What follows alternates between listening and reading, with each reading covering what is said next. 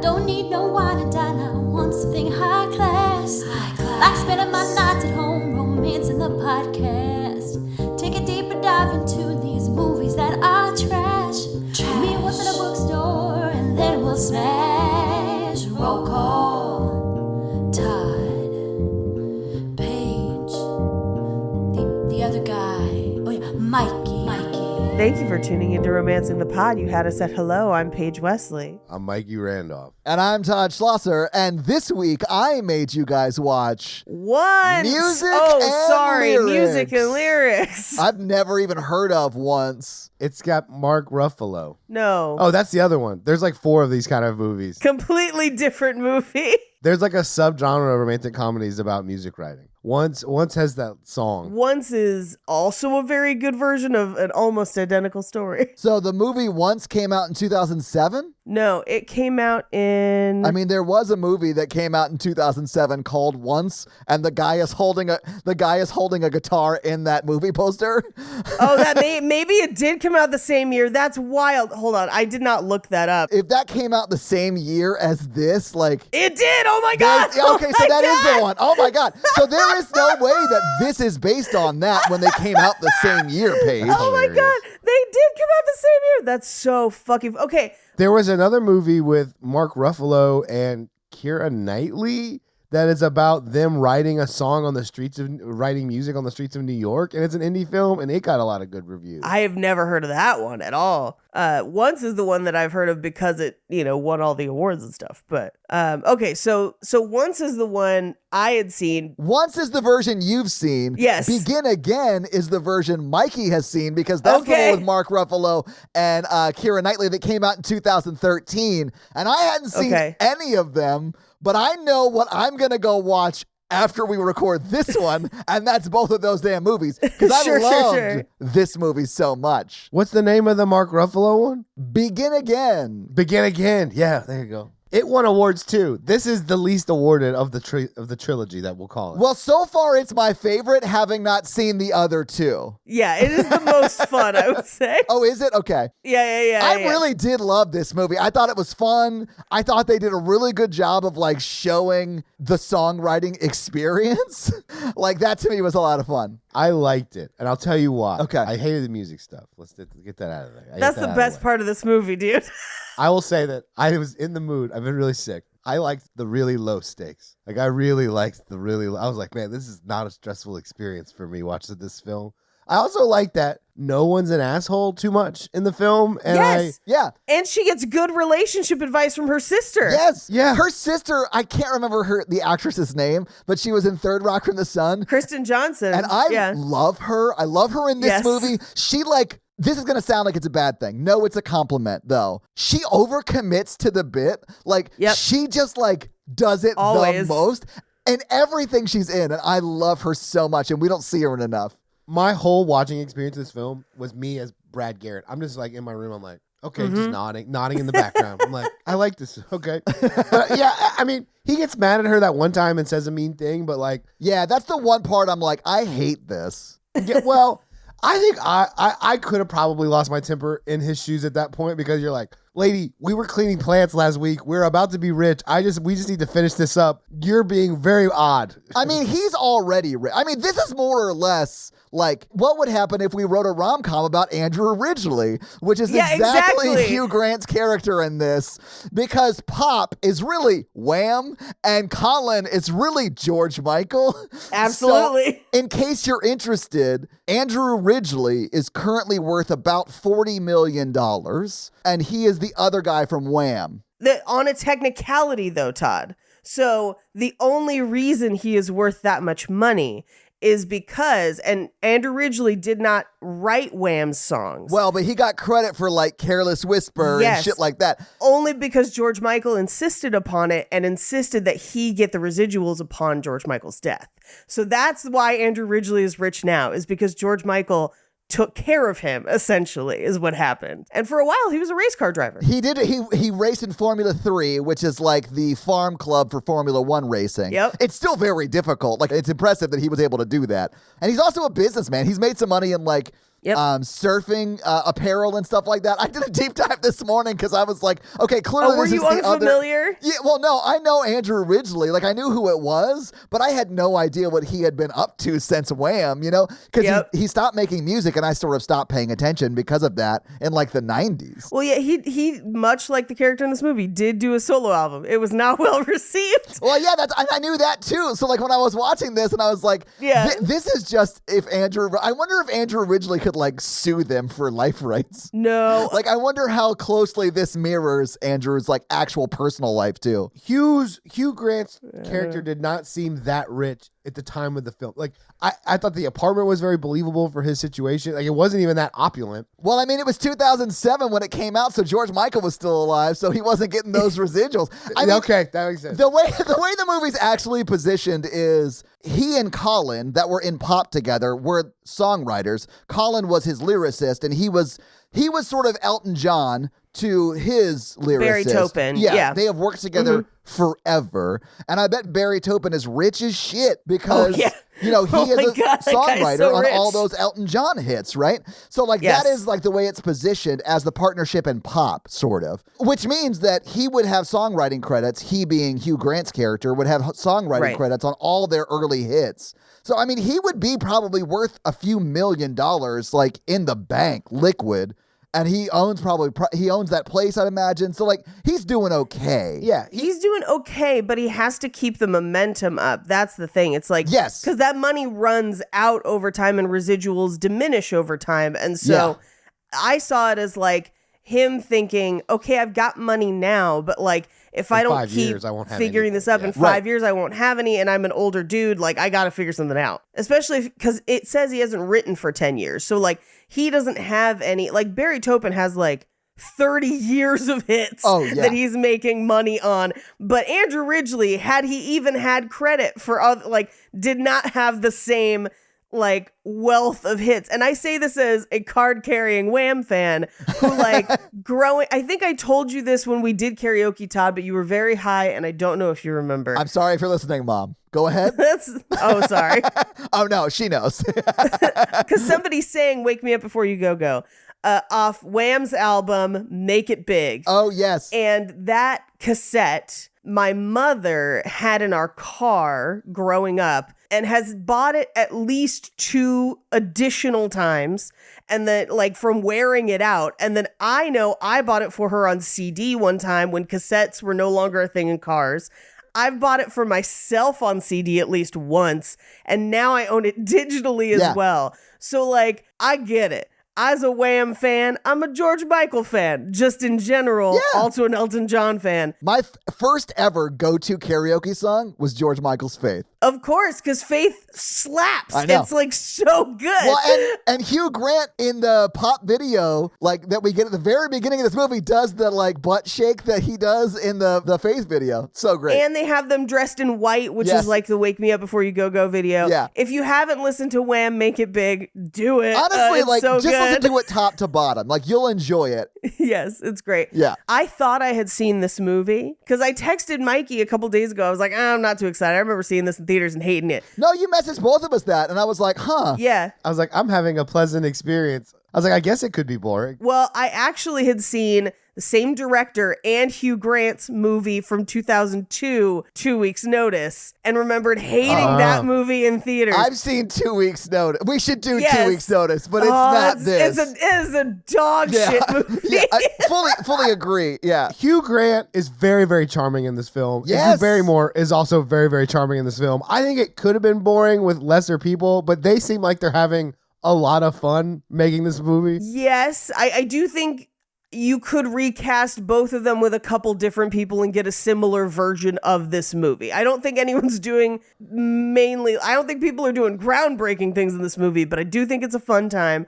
I think part of the thing that carries it is that the fake music in this movie is really good. Well, especially if you're a Wham fan. Okay, yeah. You're like, this is basically Wham. I was going to say, it's a very specific type of good because, like... Yes, it's catchy. Yes. What is the current day pop music that they're, like, trying to write for the whole movie? Yes. That is not good. No. In a very comical way. Like, that still works because it's funny. Yes. But if you're a Wham fan and you like know where this story is like at least inspired from, like you're into the music that Hugh Grant makes.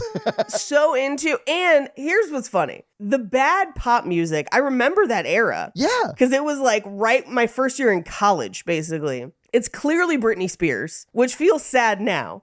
Now that we know, unfortunately, her life. Yeah. Well, and the thing that made me sad watching this movie is they portray like that character, or I should say caricature, as like this dumb, vapid, like spoiled rich kid. And like those, like Christina Aguilera, Britney Spears, like those ladies and others in that lane worked so fucking hard to get to where they were and are and like continue to work so fucking and hard. were horribly mistreated. Oh, yeah. I mean, they were treated like this person should have been treated, right? Like in the movie that we're watching, music and lyrics like that. And this character doesn't exist. Like Lady Gaga would not have gotten to where she was if she Lady Gaga worked so fucking hard ass off and also kill that lady in college and steal her vibe. Oh, steal her identity, yes.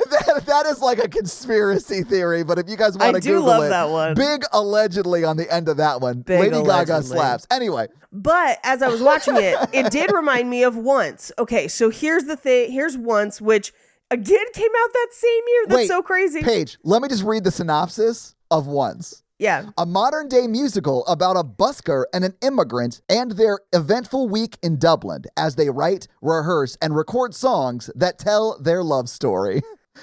Which is exactly the same as this movie, just a different reason for writing the song. That's the only difference, I guess, and setting. Well, it's also because it's an Oscar winner. It's got to be sad. So in Once, she can play piano and plays in a piano store, which is also what made me think of it because that happens in this movie too, where Hugh Grant goes and plays in the piano store. He keeps going to the piano store like a few doors down from whatever. Yeah. So she plays in the music store. He hears her and is like, let's play together. And they start out playing in the music store and then eventually have to like get a piano. It's like a whole thing. But they write and record an album. It's very much more indie darling of the time, like kind of what that sound is like. And they do this whole thing where they have to test it because an album's only good if you can play it while you're driving in the car with no skips. Like that's their whole thing. Yeah. And they absolutely fall in love, but she is already married. Oh no. And so they don't do anything physical, but it's definitely an emotional affair. And at the end, they don't end up together from what I remember. And it's kind of heartbreaking because they have they just have this brief moment of art that they created together. And all of their relationship fits into it because it is unrequited and they can't be together in real life. That sounds a lot like it has Before Sunrise vibes. Kind of. And the story behind Before Sunrise that I actually like is that sort of stuff. Like two people coming together, sort of falling in love, whether they can or can't, and something has to separate them. Like those make me sob up so bad. Well, and in this one, there's a little more of a story to it than Before Sunset, which is kind of why I like it better. I mean, Before Sunset is a very simple premise. I'll agree. Yeah. Yeah. Because in Once, it really is about him trying to write the hit song that's going to make it and her learning a new place and finding friends and them doing it together and then falling in love and realizing that it can't be. I remember sobbing a lot. And also the song it's not, the music in this movie kind of reminds me of That Thing You Do, where you're like, this could just be a real song. Oh, shit. Okay, let me ask this. Yeah. What is the best actual song to be written in a movie? Because to me, it is That Thing You Do. Okay. Scotty Doesn't Know. Scotty Doesn't Know also slaps, Mikey. You're not Scotty wrong. Doesn't Know was not written for that movie, though. Scotty Doesn't Know was a song by Lustra that they just used perfectly. Yeah. But yeah, as far as like fake band songs go. Yeah, I was thinking fake band songs is probably the better way to ask the question. The Star Wars Cantina song. Hell yeah. That's a great one. They just need to meet their Drew Barrymore. They do. They need a lyricist. You're right. We should probably talk about music and lyrics, right? Well, I feel like we've been talking a lot about once. Y'all are way off. I was like, I'll just tag in every 10 minutes. I honestly want to do I don't know once. enough about music to do. Once is... Well, I mean, we could do it later. We can do an episode on it later. We don't have to do an episode on it now, but I think I'd like it. They don't even have sex. Yeah, they don't even have sex. I don't even think they kiss, Mikey, if I remember correctly. Yeah, I was like, I don't need this in my life. So now that we're 19 minutes into recording, do you guys want to tell me what you guys thought about music and lyrics? I kind of did. I genuinely liked it, but I am also a Wham fan. So like, it's like this movie was written for like, hey Paige, do you want some Wham fan fiction? Let's go. It is Wham fiction. You're right. This is what I want from like a Hallmark movie where it's like warm and fuzzy and like no one's really bad and it's like a warm hug. Yeah. But like it's better written and acted. You know, like I was like, oh, this is like a cheer up kind of film. Like there's nothing really bad going on. Everybody seems to genuinely care about each other, which is a change of pace. Yeah. I didn't like that he threw the professor thing in her face when he got mad. That was uncalled for. Oh, yeah. And also, I think it was pretty out of character for him as well. So I didn't super buy that scene. As I was like, they wrote it to create conflict, but like, I don't think his guy would have done that. I think his guy would have been pissed. Yeah. I don't think he would have brought up this specific incident. Wow. Yeah, I mean, I agree. It did feel out of character for the Hugh Grant I fell in love with in this movie. But I also super fell in love with Drew Barrymore in this movie. But it did make her write a good third verse. I mean, You're right. Listen, is he an asshole or just a great producer, guys? Yeah. Oh, no, okay. See, because Michael Jackson's father would ask him the same thing, and that guy is a monster. But he was productive. Yeah. He got it done, though, Paige, is what we're saying. Yeah. Prolific child. I loved this movie. I cried so much at the end. I didn't really cry at the end because I saw it coming kind of a mile away. Yeah, Me too. I mean, At least yeah, portions of it. Yeah, no, me too. I don't think I was surprised by any of it. I just loved it. Yeah. I like the pacing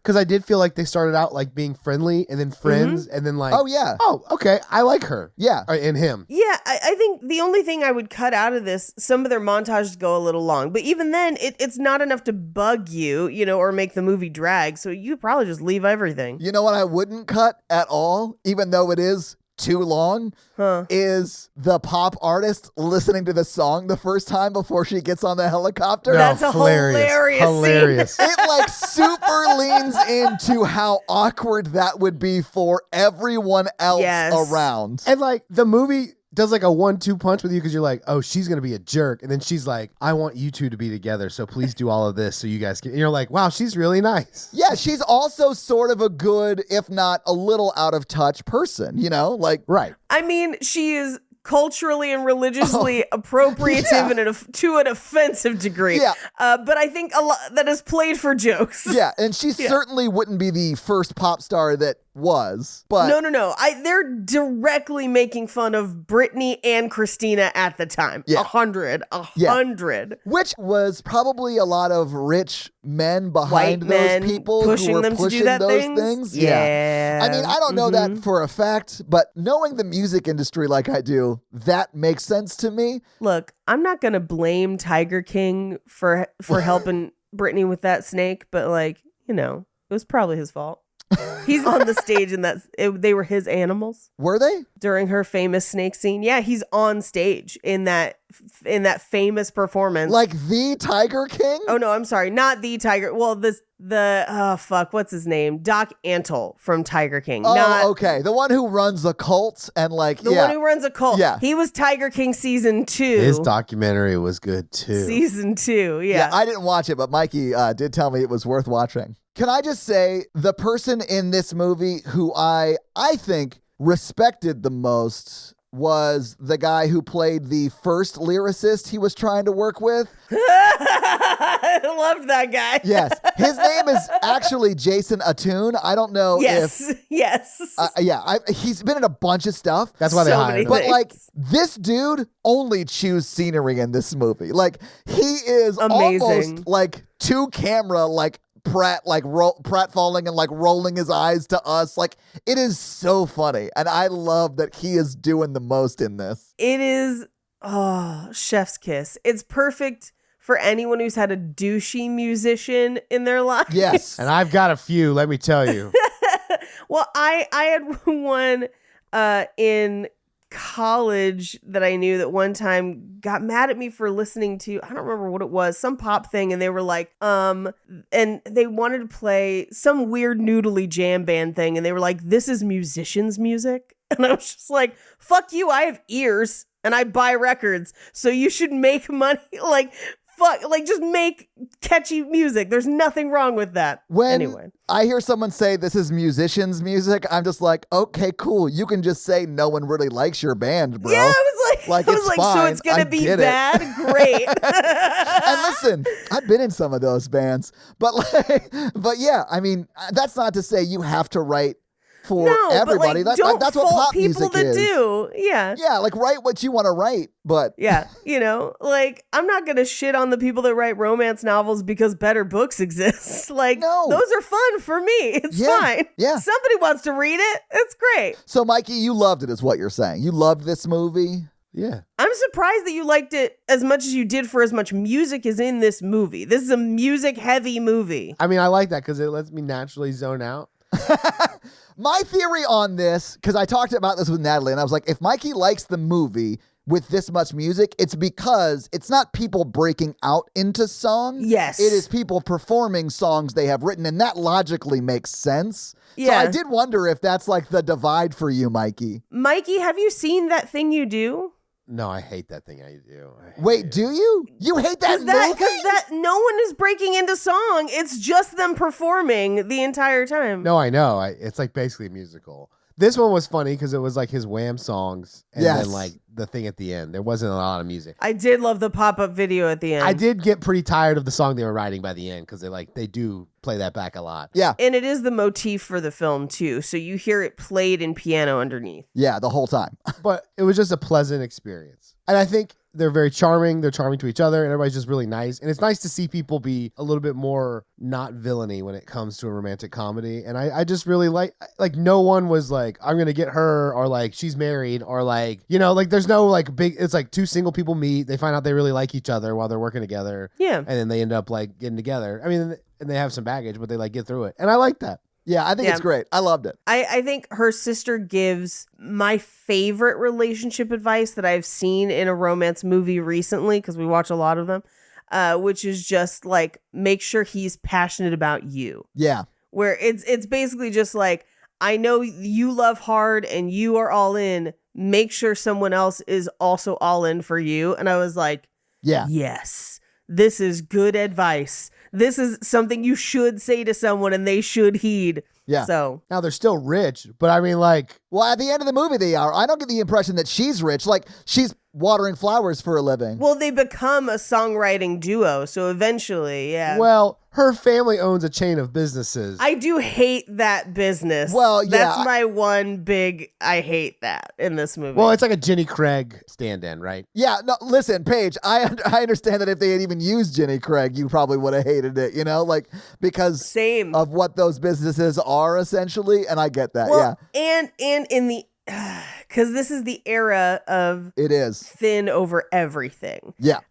In this movie, as typified by our pop star, that really kind of sucks. And it just, even though it's very minimal in this movie, because they don't talk about it a ton, the justification of that industry I don't love, because in my mind I'm like, it could have been anything. Like, it could have been fucking Sherry's Berries for all you fucking care. Like, it doesn't make a difference. It could be any business. It was just a smaller group that you could punch down on at the time, and it was still socially acceptable. Is the only reason they have that in the movie, Yeah. So and that does suck. Like, I get that, and that's like the only thing in this movie that I can remember that doesn't super hold up real well. Yeah. The look of the pop star is very of the time. I realize that she is also super skinny, sort of reinforcing that, but like very thin. Yeah, but that is like of the time. she looked so familiar and I couldn't place her. And then I realized she was in this random, she's been in a ton of stuff. Yes. But not much that I've seen, except for this random indie movie I watched called The Devil All the Time that came out during quarantine that has like half the MCU in it and is still not very good. But it's the good half of the MCU. I read the book The Devil All the Time, and yes, the film is much poorer.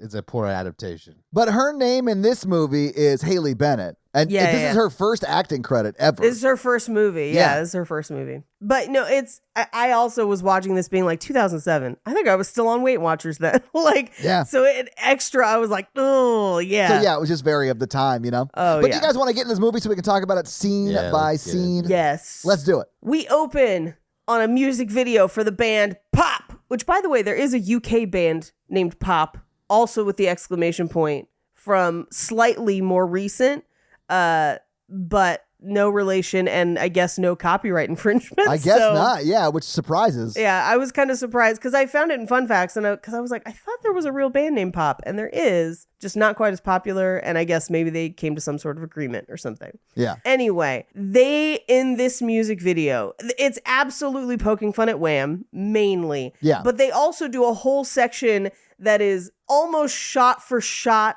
Duran Duran, where they're in the hospital. Yes. And I was just like, oh, this is great. Like, they knew what they were doing. This is hilarious. It's clearly made by someone who grew up on that kind of music and was like, yes. Like sort of a silly way of paying homage to those things. Yes. And it is very funny. When he dies of a heart attack because his girlfriend leaves him or whatever. Yes. And then it's the glowing E.T. heart.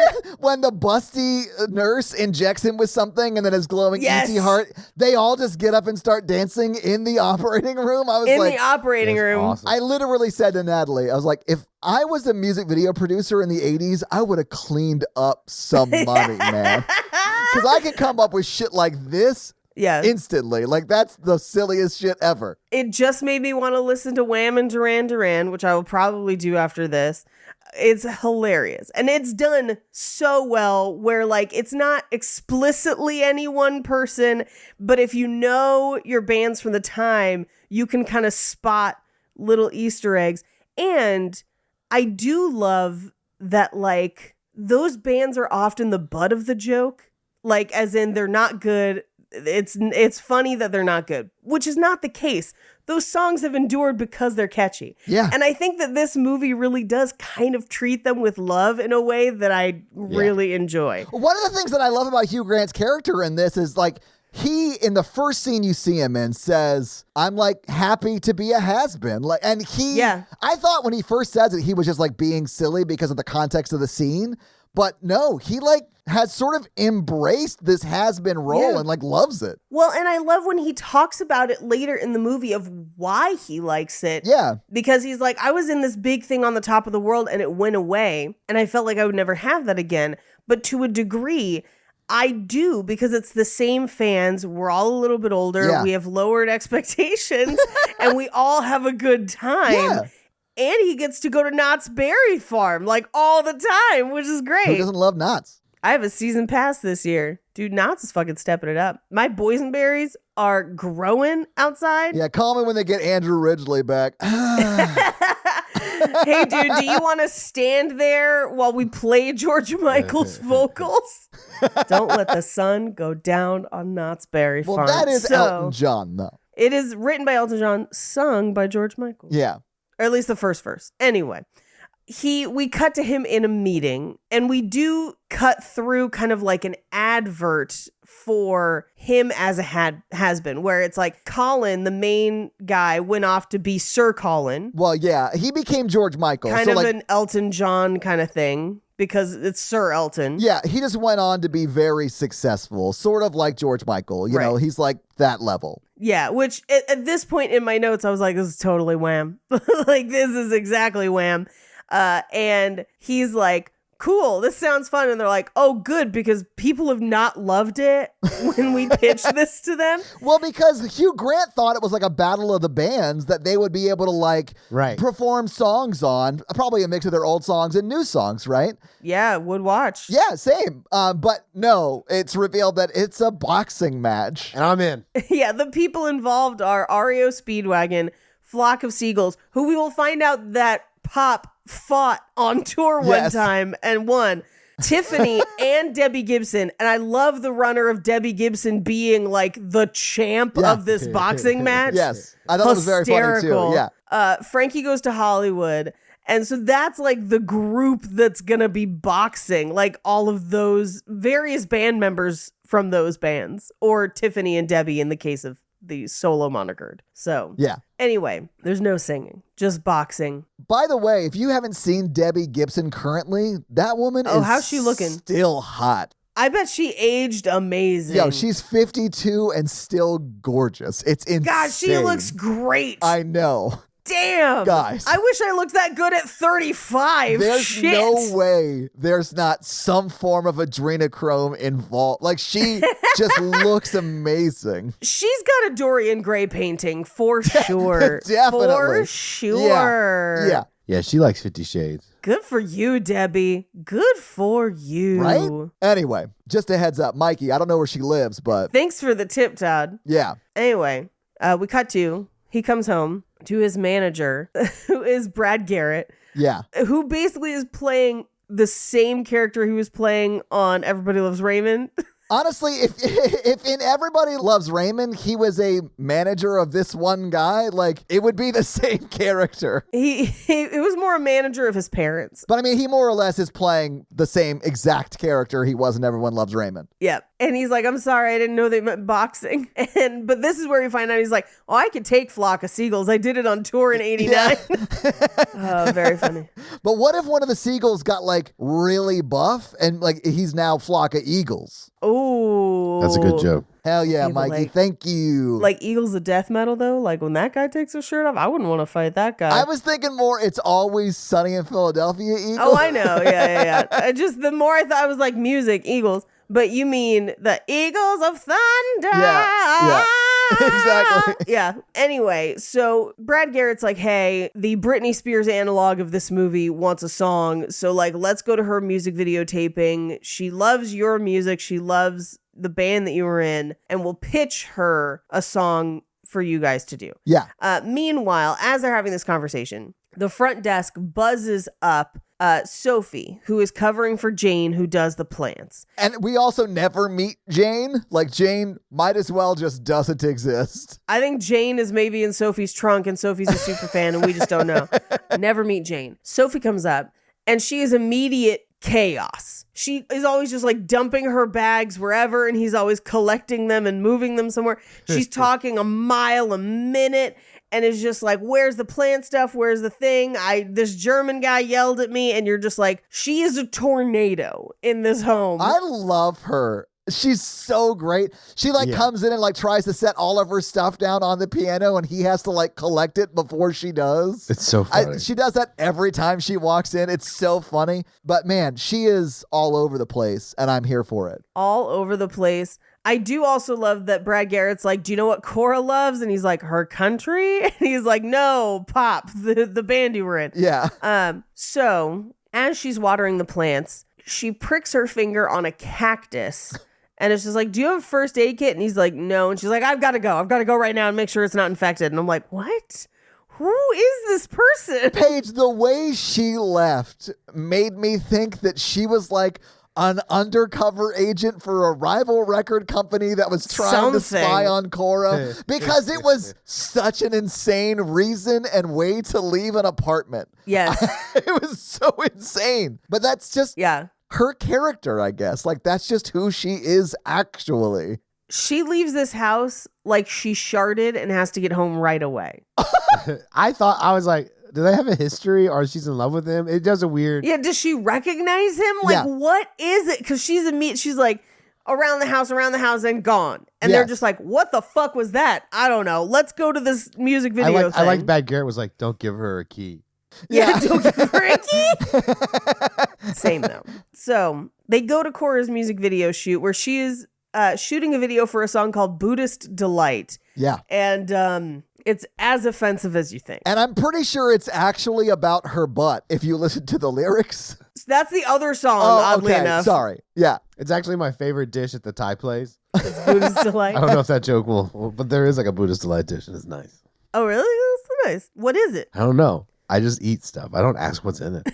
Mikey, this might be why you're sick. I just eat stuff. I don't ask what's in it. So Buddhist Delight, it's a vegetarian dish. Oh. Yeah. So the dish is traditionally enjoyed by Buddhist monks who are vegetarians, which is why it's called what it is. Okay. It has also grown in popularity throughout the world, and with 5 out of 5 Mikeys, apparently. Sure. The dish consists of various vegetables and other vegetarian ingredients. Sometimes it does have seafood or eggs in it, but it's like, Okay. it's a soy sauce-based vegetable dish is more or less what it is. Okay. Yeah. And I get it with chicken. That would be great, honestly. I love vegetables and chicken. Always. But in this case, her Buddhist Delight song is basically just for her to gyrate to in a costume that looks very, very, very much like Britney Spears at the VMAs, like just sans snake, essentially. It's the same costume. It's not quite. It's a little different, but enough that like if you're familiar, you're just like Britney Spears VMAs. Just like you instantly clock it,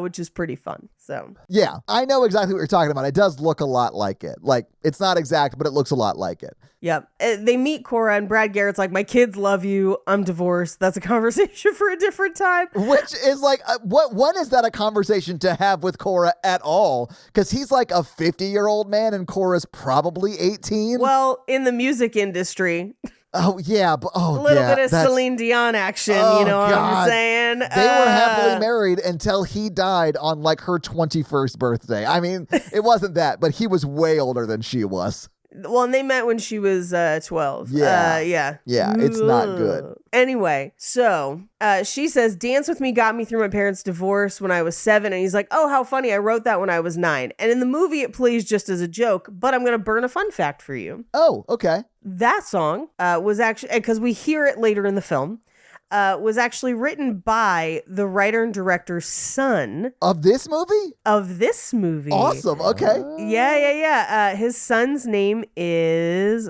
Clyde Lawrence is his name. And he was 13 when he wrote it. What? So, and it's actually, yes, he was 13 when this movie was being made, and he wrote that song for the movie and actually plays the piano for it on the soundtrack for the film. Oh, that's awesome. Clyde Lawrence. So that's part of why that line is in the movie, is that like he was 13. Like he was a kid when he wrote it. And so they're just like, yeah, throw that in there. That'll be fun. That's great. There you go. Anyway, she's like, I recently broke up with my boyfriend of 2 months and it's devastating.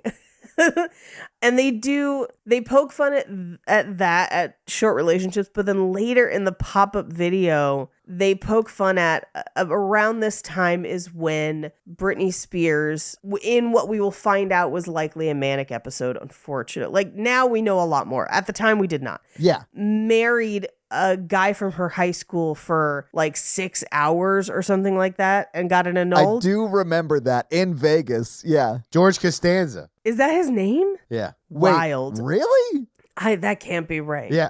If I remember correctly. Then there's no way it actually is. Hang on. I'm looking it up. Vegas wedding. If it's George Costanza, that's No, hilarious. Jason Alexander. Jason Alexander. That's I'm sorry. I'm sorry. That is so funny. Oh my God. Oh wow. Yeah. Okay. Sorry, but I was that's close enough to count. Yeah. No, I give you like all the points. You get all the points. Mikey, you made a joke and didn't realize it was a good joke. Oh. That's amazing. Ugh, that's how I got here. Yeah, they were married from January 3rd, 2004 to January 5th, 2004. Yeah. In the pop-up video segment in the credits of this movie, they make a joke that Cora's wedding party lasted 9 hours, the marriage lasted 3. Which is very funny. Very funny. But at this point, she's just like, so I read this book by a guru called A Way Back to Love. I want to write a song with that as the title, and we'll perform it together. I need it by this Friday. We have 7 other retro artists trying to do it. It's not a competition. If it's meant to be, it'll meant to be. And I'm like, that's exactly a competition, though. It is. What you have described. But I do like that she says, it's destiny or it's not. That's the most accurate thing I've ever heard. It is so funny, but also so mean to like the women that were actually doing that really hard work of like what Britney Spears and Lady Gaga and everyone was doing at that time. Absolutely. Yeah. And here's the thing, because this is made at the time. We didn't know. Like, yeah. You know. I mean, we knew, like I knew at the time because I was in the music industry around that same time at a very different level, mind you. But like, I live in Nashville. Like I heard stories. Yeah. The public at large didn't know. Let's put it that way. Yeah. The phrasing of it's destiny or it's not is the most Los Angeles thing I've ever heard in my entire life. If you said it while juggling crystals and drinking some sort of latte and flip-flops, you'd be the patron saint of Los Angeles. Those are all three miracles required to be the patron saint of Los Angeles. If you can walk on avocado toast, but it's just this, it's this feeling that the industry has of like, if you make it, it was your destiny. Oh yeah. Regardless of hard work, because it is truly luck a lot of the time. Yes, it is. Being in the right place at the right time. Because there's a lot of talented people who will never get famous. So the idea that it's just like, it's destiny or it's not. Yeah. I mean, the girl who plays Cora, she got this job, her first ever on-screen acting job, on her third audition in Hollywood. So yeah, some of it is just right place, some of it is right just right place, right time. But that is like all of that to say is like famous artists like Britney Spears will have people pitch them songs like this. That's not uncommon.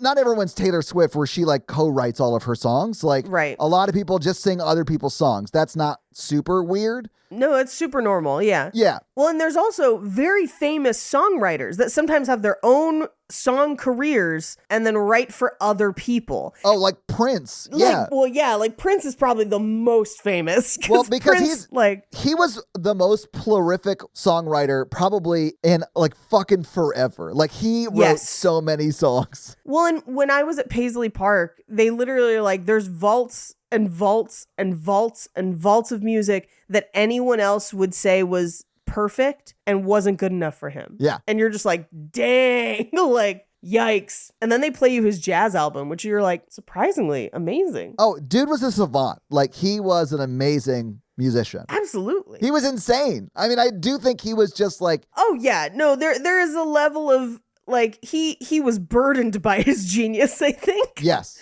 But I think about people like Jessie J is one of my favorites, who she has written for pretty much every pop star there is. Pink is another one. Pink writes so much music for so many people. Yeah. And it's amazing. And then here's the controversial one. Meghan Trainor, people don't always like her solo stuff. It's hit or miss, for sure. But she has written so many fire Katy Perry songs that like we would not have a Katy Perry without a Meghan Trainor, which is wild. Yeah. So I think it's fascinating when you find out who's writing what for whom. It's funny though, because once you like learn songwriters, you see their style in other artists that they work with. Like the Meghan Trainor one, like Meghan Trainor's solo stuff and almost every Katy Perry song she wrote has a quarter note triplet in the chorus. Yep. And it's so funny to me. I don't know. It works though. I love it. Anyway. You can pick it out. Yeah. Mikey is checking out and I love it. I know. Anyway. So Hugh Grant walks away from that interaction being like, it's impossible. Right. You can't write a song that quickly for what they want. This is, and I don't even have a lyricist anymore. And Brad Garrett's like, we need this Knott's Berry Farm canceled. And he's like, not Knott's Berry Farm. Where will we get our jam? I loved that it was very much like Knott's Berry Farm was the best he could get. Like when he starts to become more successful because of the songwriting stuff, he's like, maybe we'll get Disney this year. Like maybe we'll get Disney. The fact that Disney was ungettable for this character to me, and like that was a goal of his, was so silly and funny. Like I loved it. Well, here's the interesting thing, and this could be different in Florida because I have not been to Disney World, but Disneyland does not have a ton of music venues anymore. But at the time, Downtown Disney had a House of Blues, and that's where huge concerts would be for Disney. But Knott's Berry Farm, oddly enough, has multiple music venues throughout the park. So it is honestly the better venue to play if you're a band, if you just want to like be in the park essentially, but they have like concert festivals and stuff at Knott's.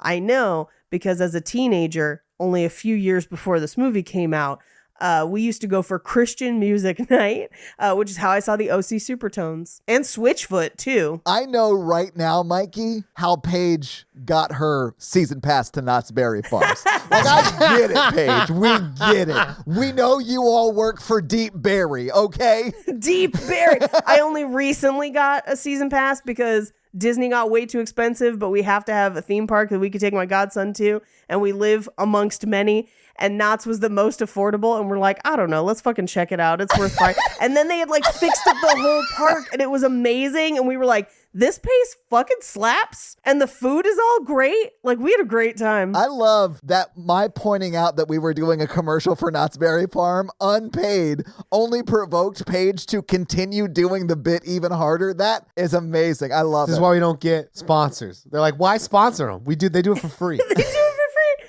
She came here and bought a $30 berry plant that's now growing in her yard. She did. She told us about it. I cut it out of an episode. I felt bad about it because fine. You were just like telling us about it like there were no jokes, so I cut it out. But you did. I can verify that she did that like a month ago. It's got lots of berries on it now, and I Hell won't yeah. share any of them with you. That's why I call Paige's backyard Lots Berry Farms. Lots Berry Farm. Nailed it. Maybe we should get back to music and lyrics, though. Yeah, fuck it. All right, I'd like anyway, so that. he's sad that he doesn't get to go to Knott's. And he doesn't get to do the state fairs, which if you're a That Thing You Do fan is, the state fairs. That's their bread and butter. I just flashed back to my intro into music class at college, and I was just like, ugh. Yeah, when I said quarter note triplet and you audibly went, ugh. Here's my question. What's the craziest person you've seen at the state fair? I mean, I'll have to recuse myself because I've had to commit people at the state fair. No, I meant... Let her phrase the question differently, Mikey. Who have you seen performing? What is the most surprising act that you have seen performing at the state fair? It was a truck that turned into a dinosaur and it ate cars. Truckosaurus. Truckosaurus. Yeah, so for me, it was Captain Robbie Knievel. Okay, Ooh, that's a so pretty you good guys one. have not seen concerts at the state fair is what I'm hearing. No. We have like, Okay. no. Do people not come to yours? I mean, people do play the state fair, but Okay. we're in Tennessee, so it's almost all country music, and Okay. no, I'm not going to see that. I don't care what Dierks Bentley is up to or whatever. Yeah, our whole state is a state fair. All the food is on sticks. It's all deep fried. You can get deep fried Oreos in like most restaurants in town right now. We don't Jesus have, like, little Christ. kids don't set up lemonade stands anymore. They set up funnel cake stands. Hell yeah. And you can just, like, walk down to the end of your street and buy a funnel cake with powdered sugar on top. I fucking love funnel cake too.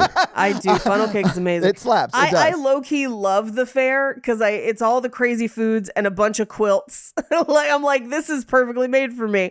But at our fairs, my parents have seen Smash Mouth like twice recently at the state fair Oh, my before that God. guy went off the rails, Yeah, right? yeah. I saw Bowling for Soup one year. They were awesome. Low-key love Bowling for Soup. Their 1985 album is so good. So good. I was like, I was like, yeah, I've heard of Bowling for Soup. And then I saw them live and I was like, No, dude. these people are awesome. I have seen them live too. Yeah, they're way Yeah. too good to be Bowling for Soup. You know what I'm saying? Bowling for Soup. Like, they're so good live. Donny Osmond and stuff have played our state. Like, we get a lot of musical acts, but I think that's because we don't have a lot of country music acts and the farming portion is limited. Yeah. Where we're like, yeah, people farm, but like, that's not why you're here. Here's chow mein on a stick. Oh, the album I was thinking about was A Hangover You Don't Deserve, but the single Yes. on that album was 1985. Dude, listen to that album top to bottom. It's like, That's a great album. it's a vibe.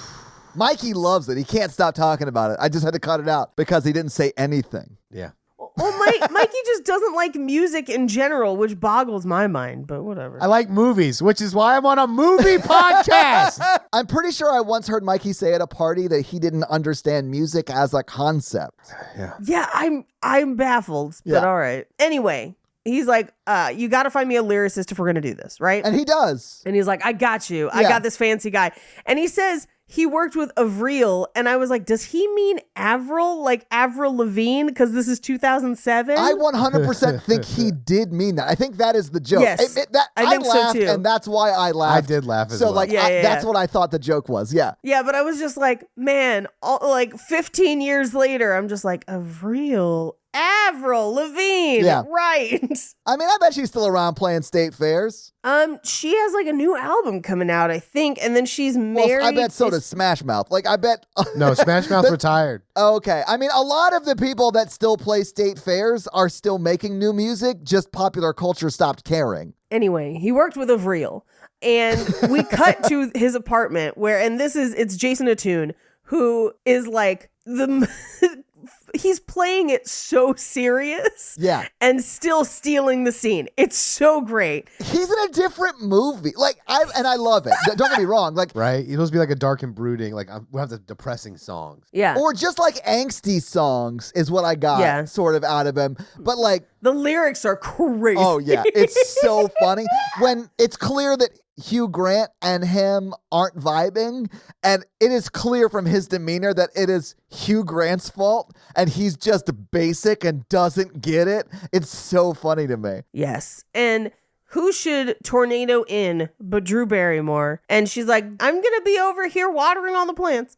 And they're going over the lyrics. And it starts out with, you're a nasty bitch is how it starts. Yes, that's the opening lyric to the song. And it's like, you're a nasty bitch, something about a witch. And Drew Barrymore says this like, with some magic, I might switch to kind of like, okay, like flip it, you know? Yeah. It's just clear that like Drew Barrymore's lyrics have like way more meaning to them than the very surfacey, angsty shit that Atoon is, what's his name in the movie? I don't even remember the character's name. Yeah, he's only in it for like two different he's in 2 scenes. Yeah, and one of them is like a cutaway shot, you know? Yes. But it's Jason Atoon. Anyway, he is like just angsty and like his lyrics suck, honestly. They're terrible. Yeah, well, and I would say they're harsh but also meaningless, which is the funniest combo to me. It's like the Lonely Island lane. Well, it reminds me of a song that was very popular at this time. Are you familiar with Buck Cherry's Crazy Bitch? That is another song I've done many times at karaoke. I am familiar with that song. Also, Buck Cherry's Lit Up. I do that song a lot too. I love Buck Cherry unapologetically. Yo crazy bitch, but you fuck so good, I'm on top of it. When I dream, I'm doing you all night, scratching all down my back to keep it right home. It's so good. It's such a catchy, terrible song. That album 15 is another album you can listen to top to bottom if you like that kind of music, which I do. It is. My sorority sister who introduced me to that song at the time described it as the freaky shit that moms listen to in the minivan after they drop their kids off. Oh, hell yeah, dog. And they're still making that kind of music. Josh Todd, still are. That dude is insane, and I love him. He's great. He has the full King of Hearts tattoo on his back. With the swords? Yes. Ah. That his whole back is that card. It is. I've seen them live many times. That does not surprise me at all. Anyway, she's kind of pitching new lyrics, and he's like, so what's the next one? She's like, well, let's fly my broom to the stars above. We'll charm our way back to love. And he's like, you people disgust me. But he was about to hit on her too. Cause like she leaves the room and he's like, she's going to come back in this room. Right.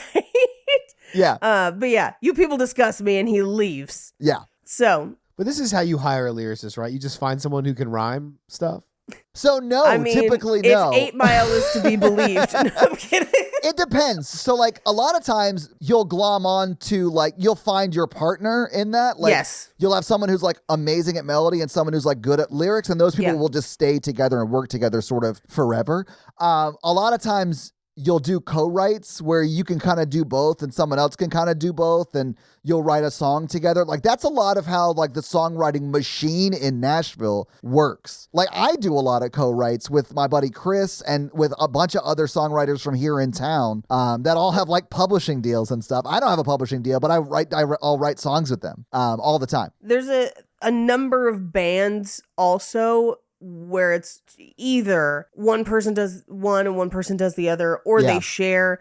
If you look at like the Beatles, they all kind of do a little bit, but that means that you can tell one person's songs from another, which is really fascinating from a band standpoint to be able to listen to it and just be like, this is a George Harrison, or this is a McCartney, or this is a Lennon. Yeah. Which I think is really, really interesting, especially in their later stuff when it gets weird.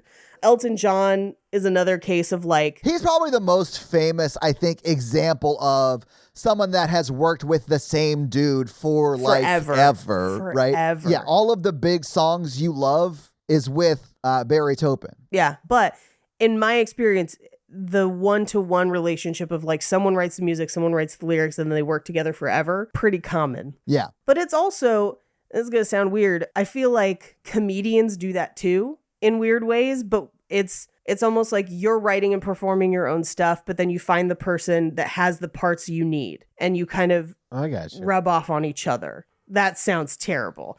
I mean, some comedians rub off on other people, but like you should get consent first. But the pieces that you don't have, the other person has. I essentially feel like that's one of the reasons this podcast works. Probably. Anyway, don't write in a vacuum. Have friends. Share things. So he's like, hey, you should write the song with me. And she's like, nope. Hey, no. Oh my God, you're a famous songwriter guy. I gotta go, basically. Do love how she exits this time because he like follows her out and is like, hey, if you change your mind, please call me. And she already has his number because she's doing the plants or whatever. So like, right. As she's getting into the elevator, she's like, I can't, I have to go. She says mysteriously, and then like she says that to him as the thing closes, as the elevator closes.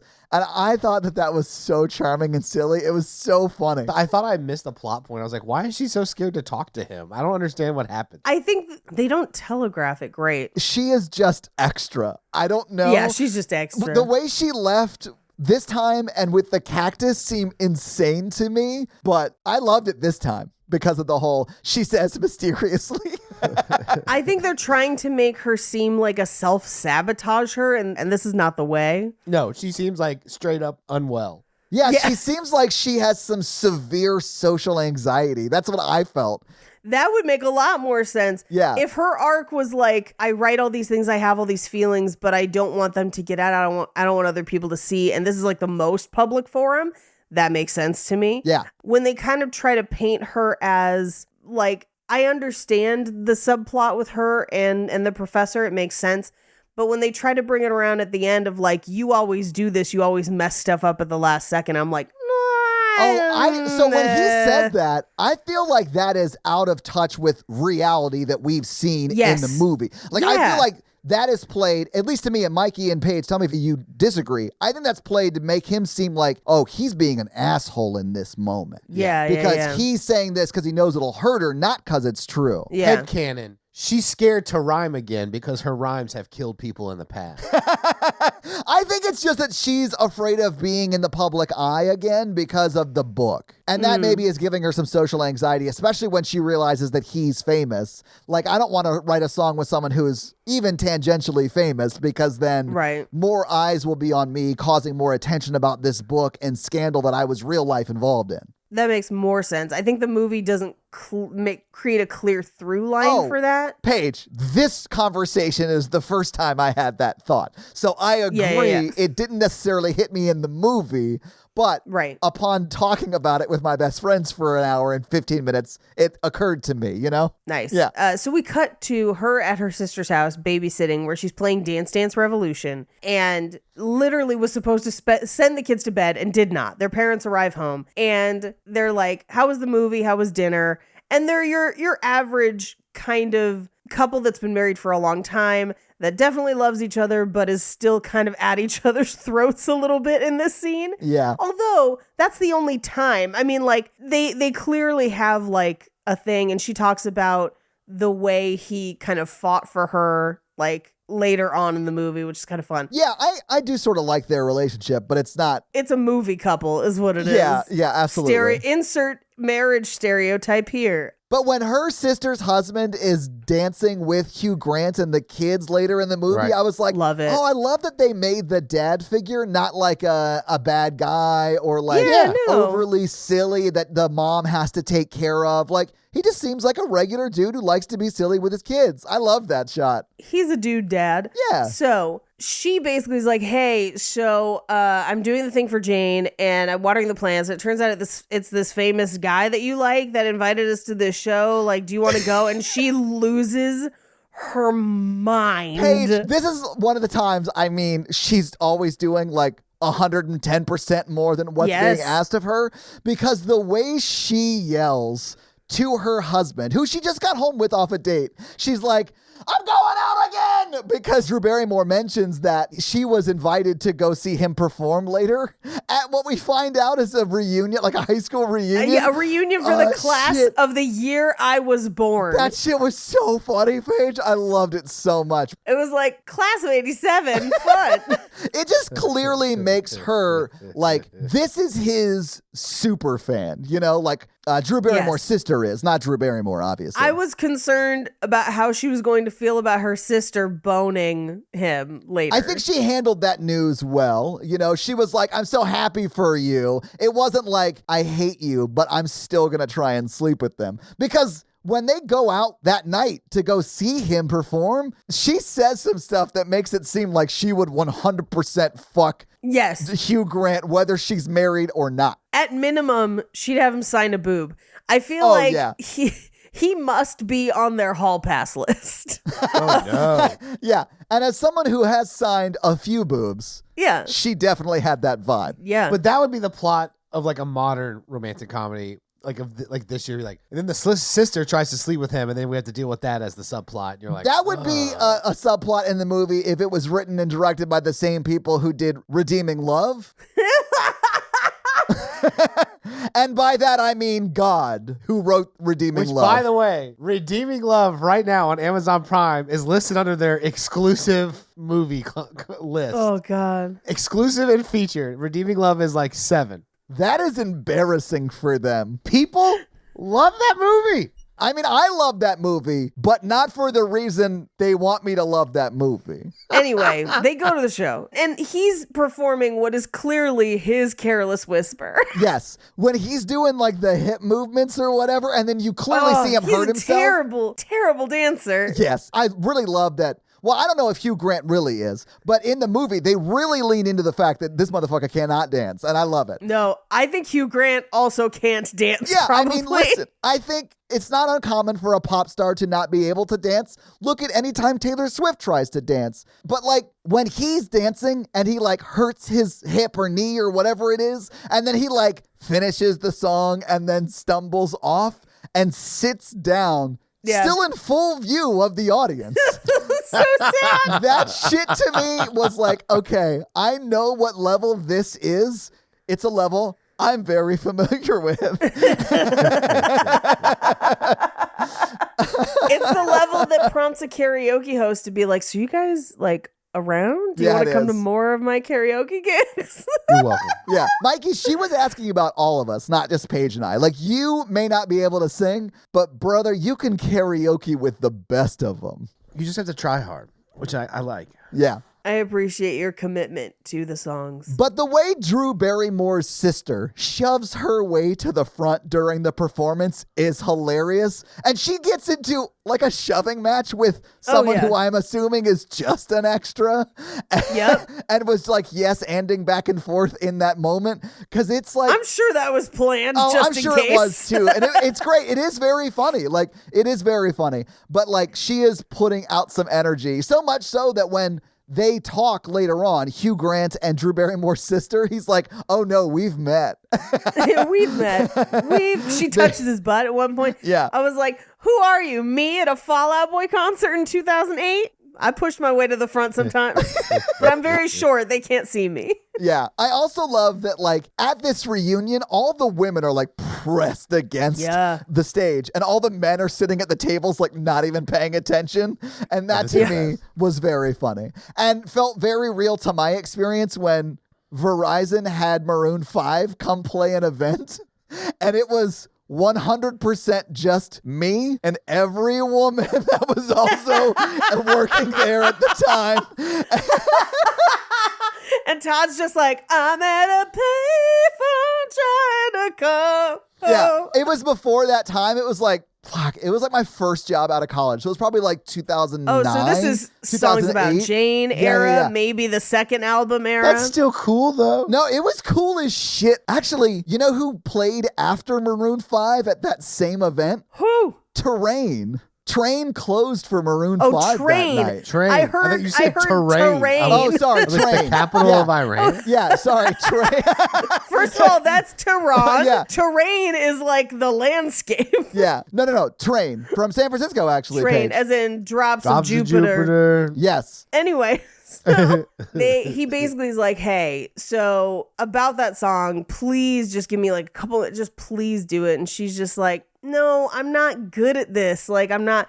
And he's like, hey, I'm terrible. One time I tried to rhyme like you and me with love autopsy. And then she pitches some lyrics for it, which, by the way, still not great, but probably better than what he had. Yeah, definitely. I mean, with the ask of, can you write a song that includes the word autopsy? It's not bad, but the song still includes the word autopsy, which is not great. Right. Not great. Yeah. And so we cut to the next day. She's working at the weight loss thing, and he shows up to ask her.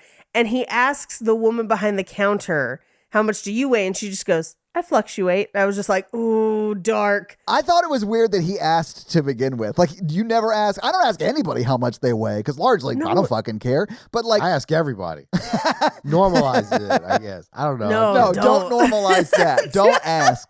Don't normalize over fixating on a number. Anyway, Like age. that's a little different. Yeah, age, I think it's more appropriate to ask about age. Although, at my age, if I have to ask them, no, I'm not interested. Yeah, that's fair. There's no way I date anyone who's not in their 30s at this point, honestly. Yeah, no, because Like- you don't want to have to like teach someone how to balance a checkbook and shit. I would never ask him. Also, I don't balance checkbooks. I just look That's online. nobody does. You just look Yeah. online. I literally was I like, was like, is what's that an something you know how to example? do? Because I don't know how to do that. It is. I yeah. do. I'm bad at it. I don't do it because I also don't write checks. So like, Same. We're on the other side of it where they would teach us more. I'd be like, teach me TikTok. So what we're saying is, if you want to intern for us, anyway, TikTok, get into it.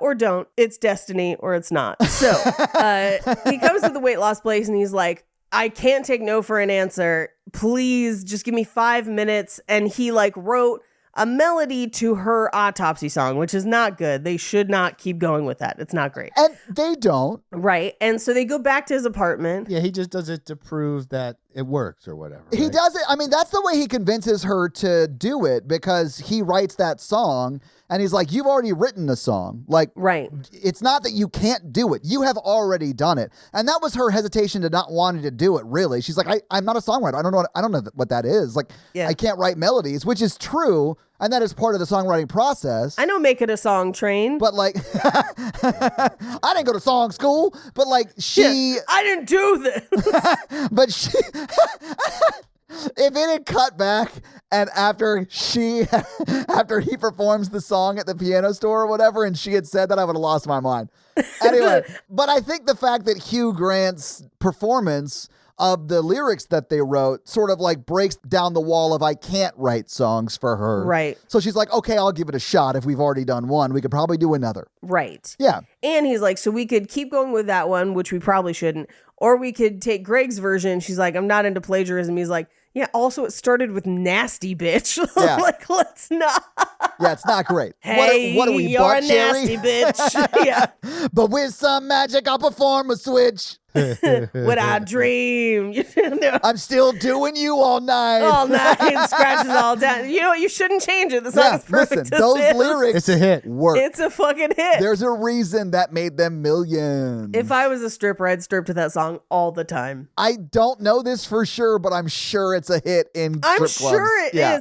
Well, I think it depends on what kind of strip club you're in. Different things play differently. But I feel like if you turned that on and just went, like, started going on the pole, I think people would be like, yeah! Yes, they would. Money, money, money, money, money. And if you think the song Crazy Bitch by Buck Cherry is their most perverse song, I challenge you to go listen to their song off their second album called Porno Star, that the lyrics to the song, like the chorus to that song is, "Don't you know we fuck for money? I'm a big dick motherfucking porno star." That is the whole chorus. Love Buck Cherry. Gotta love Buck Cherry. Gotta love Buck Cherry. Get started on your resolutions with Factor so you're ready for the new year. Factor's ready-to-eat meal delivery takes the stress out of meal planning and sets you up for success in the new year. Skip the groceries, prep work, and the cooking fatigue. Instead, get chef-crafted, dietitian-approved meals delivered right to your door with over 35 meals to choose from per week, including options like keto, calorie smart, vegan plus veggie, and more. Plus, over 55 weekly add-ons. You'll have tons of nutritious and flavorful options to kickstart your resolutions. Factor now offers like a load of snacks. In fact, we just got some of these like smoothies that were really great. They have a banana chocolate smoothie that like I drank way too much of. It was so good. And even better than that, when things get hectic, Factor's like flexible. So you can change up your order every week with plans from like 4 to like 18 meals per week. So you can like have a bunch of meals or just a few meals depending upon like how many times you need meals that week, right? So it's great. So head to factormeals.com/romancingthepod50 and use code romancingthepod50 to get 50% off. That's code romancingthepod50 at factormeals.com/romancingthepod50 to get 50% off. Anyway, so she starts ruminating on the idea of a way back into love. So getting into love, how would this happen? Maybe it's love lost, love found, love lost again. And he starts playing the Jeopardy theme. Well, because they're doing like a montage of her like in different positions, like writing or trying to write or whatever. And that's sort of the way they break you out of the montage into dialogue again, which I really liked. Like, I thought it was a very smooth transition out of a montage. It was. I also really love the way they show the songwriting process here, because a lot of times someone will come in and be like, okay, here's my idea for like the line of the hook, which is often the title of the song. And here's like the vibe I want. Let's write to it. And it's like everyone just sort of writes and like pitches stuff but it takes a long time and it's like very frustrating sometimes. It's a lot of sitting around on couches in silence. I have so many pictures of me at there's a studio here in town, like on their couch with like a legal notepad. Yeah. Like just writing songs. Yeah. Oh God. Yeah. If you're writing jokes for a thing, like a TV show or like one of the roasts on TV and stuff like that, and you're writing with other people, it's a lot of the same. Yeah. And if you had the time-lapse video on it of just people moving around from different couches or laying on the floor or whatever, and a lot of it's just in silence, and then someone will just be like, so is this anything? And then just shout something out, and you're like, yes, no. Yeah. Yeah. It's interesting to me how similar joke writing and songwriting is, in the fact that it takes a long time. Yeah. There are a lot of pitches that absolutely don't work. Yeah, a lot of things hit the cutting room floor. But they get you to the joke. They get you to the bit, or they get you to the hit, or whatever you're doing, right? And I think book writers say this all the time, but like, or even screenwriters, they'll say like, I love having written something. I hate writing things. Yes. And that's how I feel about songwriting. Like, I love the songs I've written. Some of them are good. Some of them are trash, but I love them, but I hated writing all of them.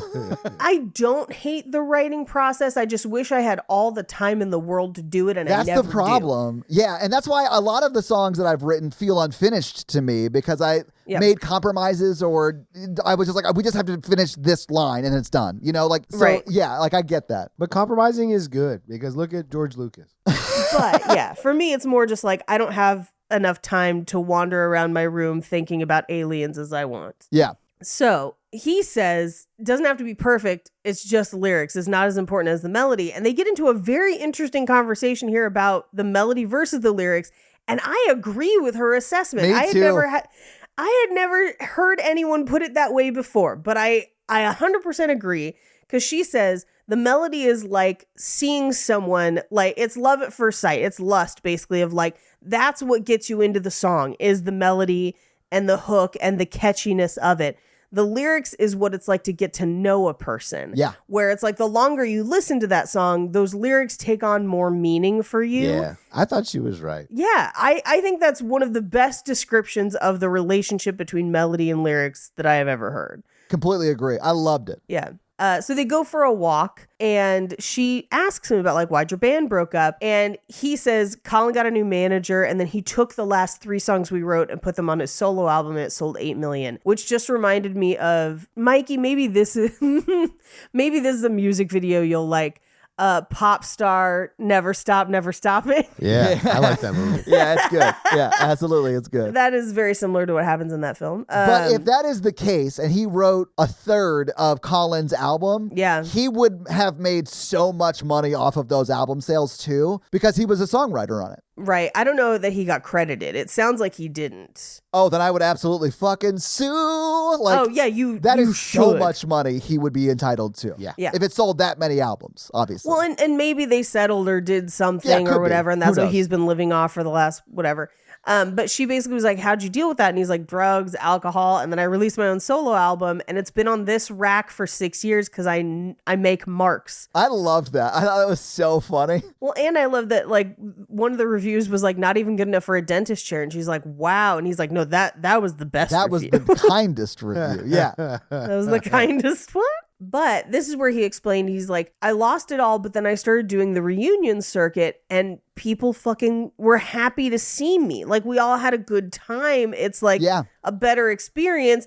And he's like, cruises, reunions, knots, Busch Gardens. I was like, man, this guy loves knots. He does love knots. Yeah, he does. I really loved his making the best of it kind of attitude. Yeah, I really loved it. Like, he has fallen to this place after being on top of the world, but is sort of content to be there. And I think that that's an awesome way to look at it. So she starts then writing again, kind of now that she knows a little bit more about him. She's kind of playing around with it. They go to breakfast. I did like how it shows in, I think, all creative processes that you need to go out and experience things and incorporate that into your work on some level. And that's what she sort of says to get him to go to breakfast. Yeah. Although it's in a much more charming and fun way because he's like trying to get her to come up with the next line to the song.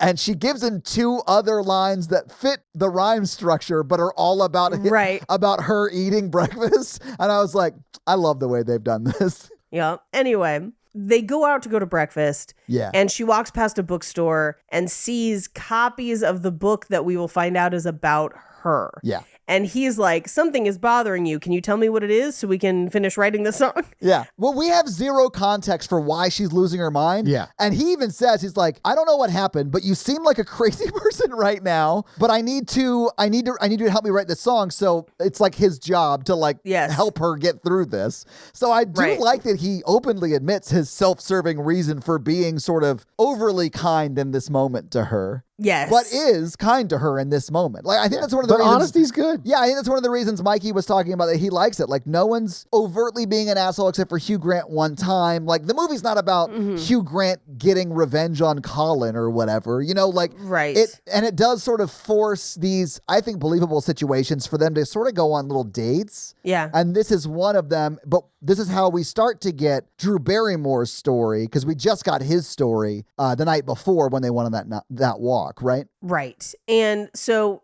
over breakfast, she basically tells him, I was in school, and I think it was her grad program. Because she is not, she's older. There is an age gap between them, but it's not upsetting, is that what I would say. Okay, we actually know, I think, but it's 14 years. Yes. Is there age gap? Mm-hmm. Is there age gap? Yes. Yeah, because her sister is 7, he's 14. Yeah. Okay, so my guess for Hugh Grant's age was 50 or 55, and my guess for her age was like 30. So I guess I was a little bit off on the age gap, but he seems mid-40s. Yeah, I think he's a little younger. Okay. Because think about, he's playing 20-year reunions for people who listen to his music. True. So I'm about to go to my 20-year reunion. So maybe he's exactly 50. Okay. Like, let's say that. Or late 40s or about 50. And then I clocked her at mid-30s. Okay. Which to me, I'm like, that's not crazy. Like, it's a big age gap, but it's a lot. I think as you get older, the gap closes. Does that make sense? Like, you know, the older you get, the less that gap matters. Because the older the other person is. Yeah. Yes. Anyway, over breakfast, she basically tells him that when she was in like a graduate writing program, she kind of fell for one of her professors. He didn't tell her he was engaged. fiance shows up. It got ugly, and she immediately dropped the class, basically dropped out of school, and he then wrote about her in his new novel as if she was kind of like a seductress, as if she pursued him like as a seductress. Yeah. And now it's a bestseller. Like he didn't have all the power in that relationship. I know. Well, but in 2007, people didn't understand power dynamics as much, or they did, but they didn't acknowledge them. Let's put it that way. 100% it was that. Yeah. And it is very much like he is saying that she seduced me because she wanted me to give her my publishing contacts or like help get her published or whatever. Yeah, right. And look, she was wearing a dress or whatever. I mean, like, oh my, I mean, that's probably he's the an reality asshole. of it. Yeah, no, he is an asshole, Mikey. Yeah. Yep. And she basically had to come home and work for her parents' company. And a lot of her dreams of being a writer kind of died with that interaction with that professor. And it's one of those things where something like that shouldn't make you stop wanting to do your dreams, but when it makes it impossible for them to continue in some ways, I fully understand why people quit over shit like that. Yeah. Like when people quit after the Louis C.K. thing, people were like, well, why would you quit? And I was like, because it's a horrible thing that happened to you, and it seems like there's no way forward. Like, I understand. Right. Yeah. Anyway, he basically is like, well, you're about to write a hit song, so like, don't worry about it. I do love the foregone conclusion that it will be a hit. It will be a hit. To me is very funny because hit songs are so hard to come by. I will say, if like the biggest pop star in the world wants to do your song, it's like way more likely to be a hit. Yeah. I mean, I do you're gonna think, make a little money off of that. Yeah, I do think if she had released the like sitar version of the song, it wouldn't have been a hit. But yeah, but I do. When they proposed that, and we'll talk about it when we get there, I was like, there were so many songs at that time that had the sitar intro. Yeah. Like that was such a thing at the time. I think it still would have been a hit for sure. I mean, it would have hit the charts. I don't think it would have stayed at number one. You know what I'm saying? Like, well, here's what's interesting is that like, well, let's talk about it when we get there. Yeah. We can table let's it. get there. Let's table it. Yeah. Table it for now. But she's like, he wouldn't be impressed by that. And he's like, why? Because pop is for morons. And then he says something that as someone who loves to read hurts me a little bit, but is true, where he's like, for all the novels in the world, there are few things that can make you feel as quickly as a good song can. And I'm like, here's the thing. There are books that make me feel that I have huge connections to, but in 3 minutes, there are songs that can make me feel almost as much. Yeah. And so there is validity to that, I would say. I mean, he's absolutely right. I mean, just because reading takes longer, it's not that one medium is better than the other. One just works faster. But that's why, like, they score movies. Like, they put music under movies because music evokes emotion. Yeah. Right. Like, I could read a book or I could listen to Ben Folds Brick. One of those is going to make you feel things faster than the other. Yeah. Anyway, so she basically is like, well, what if one of your heroes said you were a bad songwriter? Like, what if the Beatles or Bob Dylan did? And he's like, well, Dylan actually did say I was a bad songwriter. I do love that. So he was funny. like, yeah, I'm pretty sure he said, no, he did say to my face, actually. Yeah. Actually. I thought that was very funny. And then he has great advice because this is for if you are a person in a creative pursuit, there will be people who don't like what you do and are going to say mean shit to you. And you have to respond the way he says right here, which is, I'd be upset, but then I would go out and create and use those feelings and emotions to create something new because that's who I am and that's how I process. And maybe then it would be a hit and then I'd be less depressed and I wouldn't care. And he says, he used a really interesting word here. He says, I wouldn't be creatively moribund, which basically means ready for death. Like I wouldn't let it kill what I do because someone else doesn't like it. You're never going to please everybody. So you kind of just have to do what you're going to do. And the people who like it are going to find it. And the people that don't, fuck them. Yeah. Who gives a shit? Right. But I think Hugh Grant's right. And I think most creatives are like this. They'll sort of bake in tragedies or mistakes they've made or just their life into the art they create, whatever it is. So like if you're a songwriter, that stuff will sneak into your songs. Or if you're if you write screenplays or do paint or whatever, that sort of stuff will sneak in. I know it has for the stuff I've done. Yeah, when you do stand-up, they usually ask you for your credits for an intro. And I didn't have any for a long time. Still really kind of don't. But I used to give them my credit as I've been rejected from SNL 6 times, which is true. Nice. It's also very funny. Like that would be a funny intro. Yeah, like I'd laugh at that.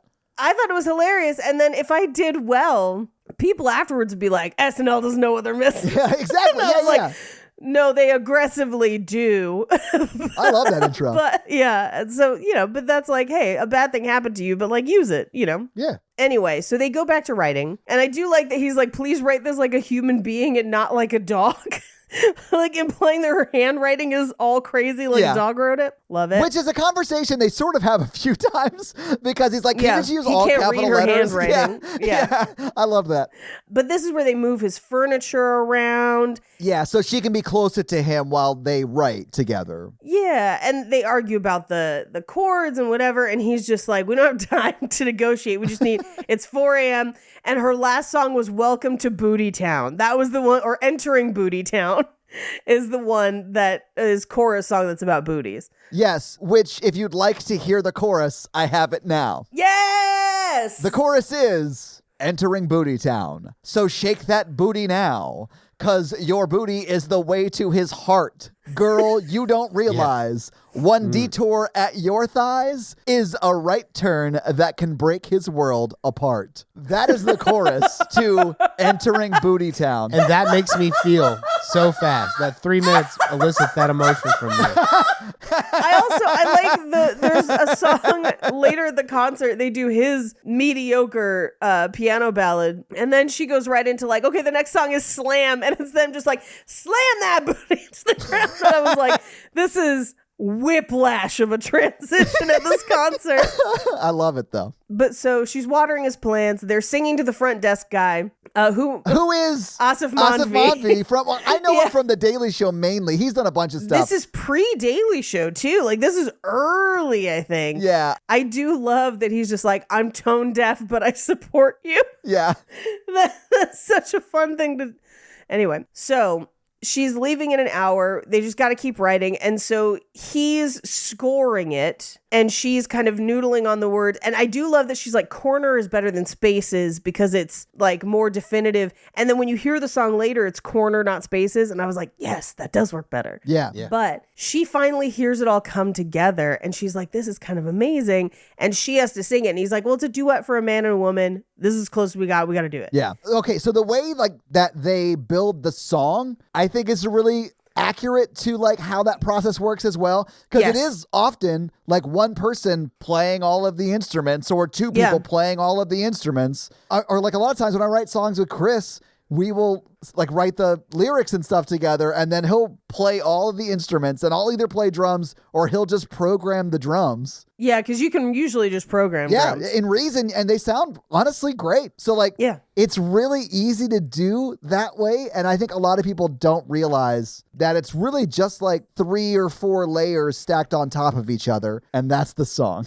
I think a lot of it's just learning the software too. Like that's a big thing of like learning to sample, learning to, you know, whatever. Yeah. Absolutely. Yeah. Yeah. And honestly, like that's why we're getting a lot of good music from people who actually aren't like people who play instruments. They just are. Software has closed the gap. Yes. Which a lot of people that are like musicians, quote unquote, hate it. And I love it. I think it's great. I see both sides because I do love it when people play their own stuff and especially when they can play it live because I think that's super cool and super valuable. But I also really appreciate people who can pretty much almost from nothing create a bop using a computer. It feels like a different skill, but it doesn't invalidate it as music for me. Does that make sense? Yeah, I think it is a different skill. Like, so, like if you are a musician at heart, but you can't play music, like you can't play an instrument, you could still be a musician. And I think that that's cool as shit. Like that, it opens up that form of art for people who like, well, I can't really keep time very well. You know, like that might keep you from being a professional level musician, but like you can still write songs and perform songs and all that shit. Why don't they just get a watch? Well, if it's a watch that keeps musical time, that's called a metronome. Yeah. Anyway, so they start singing. Now, at first she whispers and he's like, you're going to have to speak louder because it's intended for humans. But I also like when he puts the headphones on her. He's like, you look nice in those. Wear them more often. But so they start singing and they are both auto-tuned. Yeah. And you can hear it a couple times. Yeah. I mean, I don't really care. Like, it's a demo. It doesn't matter. Yeah, it's not supposed to sound amazing, and I get that. It also sounds almost exactly the same as the version we get at the end, which to me made me laugh. But rough mixes like this or songs that they use to pitch, like, they don't invest millions in making those songs. Like, it would be the lowest cost to get it to the artist, right? Well, and usually the writer sings it. Like, in every experience I've had with that is the writer has to sing it, even if they're not as, let's say, air quotes, as vocally talented as the person who's eventually going to do it. They're usually not. That's sometimes why that they're writers. Yeah. Like, you'll see songwriters on songwriter nights sing their hits that someone else sung way better. And it's a different, I love it. It's a cool experience, but it's a different experience, you know? I think it's really interesting when you have songwriters who really can sing, like your Jessie J's and your Pinks. Yeah. Because sometimes you'll get their version of it and you're like, fuck, that's the version I want. Damn it. Or like Prince was that way too. Oh yeah, Prince wrote a shitload. Anyway, so they sing it. They rush to the helipad. They give it to her and she immediately puts it into a Discman and listens to it for a very long time. It's so funny. It's like the funniest part of the movie. It is very funny. This is the most I laughed in the movie too, Mikey. I thought this was hilarious because it isn't the full length of the song, but it's implied that it is, and it's probably at least a minute and a half. Yeah, it's about a minute on screen. Yeah, sitting on screen, watching them watch her, and like Hugh Grant try to make like small talk, and then no one really talks back. This is where we find out what's happening on Has Been Deathmatch or whatever it is. Yes, because he's like, man, Debbie Gibson can really take a punch, and you're just like, what? And then you find out later that she's in like the finals. And you're just like, go, Debbie. I mean, Debbie's still in great shape, so I bet she was even in better shape in 2007. Yeah. Tiffany better fucking watch out. Because I think you're about to be alone again. Yeah. On the ground. I think I hit bone now. It doesn't seem to be any jaws around. Anyway, so they agree. They're like, we love the song. Great. And I did at this point, because they're like rushing to the helicarrier and everything for her to listen to it. I was like, today we just email this. But did you say helicarrier? Yeah, I did say helicarrier. Like she was a goddamn Avenger, and I loved it, Mikey. Okay, but how much better would that be if it was just like, this is gonna lift off the ground and Sokovia is gonna be dead? She's like, we're going to Sokovia to do a USO show.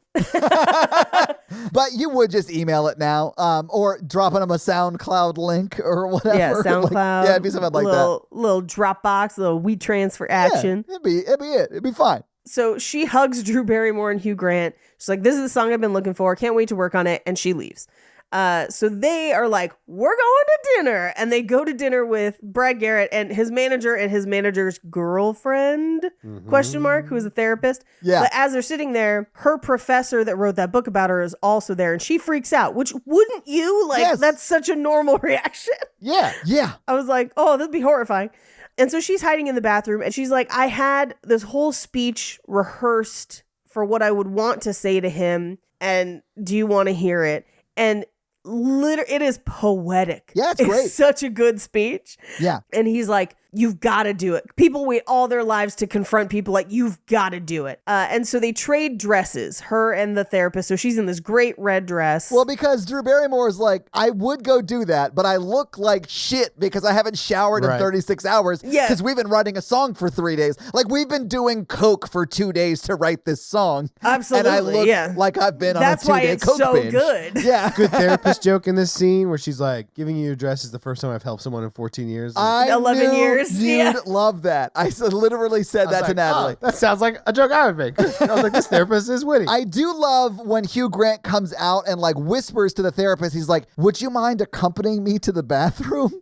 And then she looks at Brad Garrett and he goes, he's a good guy. And then she's like, okay, I'll go. Okay. I like that a lot. I thought it was very funny. It also is like super sweet. We don't get the conversation of the therapist and Drew Barrymore like learning about the situation or whatever, but it's clear. I filled it in my brain. Oh yeah. When she comes out of that bathroom wearing Drew Barrymore's clothes, like I fully understood what was happening and that she was fully on board for it. Yeah, absolutely. And hey, if I was the same size as somebody, I would do this. I'd trade clothes with a person if I needed to. Hell yeah, I would. For sure. So they go to confront him and she can't do it, in part because he is instantly condescending. Yeah, I hate this for her. Like, because I wanted her to have this moment so bad, but it just doesn't happen. I really do like that Hugh Grant, realizing that she's never going to be able to get it out, sort of tries to do it for her. I realized that I wish it had been her that got it out, but Same. I liked, and I feel like he gave her like 5 attempts at it before he stepped in and tried to do it. Yeah. But I mean, I like that he did that. I definitely understand a take that would be the opposite of mine in that regard, but I liked it in the moment. I do wish it was her, but I also respected that he was like, if she can't say it, and she clearly is not going to get it out. Like, I think he feels like on her behalf, he's like, this guy's an asshole and he needs to know. And so he attempts. And I think she appreciates it too. But this is also where we find out that that book is going to be a movie, which like, oh my God, that's even more terrible. Yeah, and that's one of the times she's actually trying to start to get it out, and then he mentions the movie, and that like stammers her again. You know, it's like, you're learning a lot of these facts as he's using them as like weapons against her. He being the professor, her. not Hugh Grant, obviously. But to silence her, Paige. Exactly. Yeah. Yeah. Well, and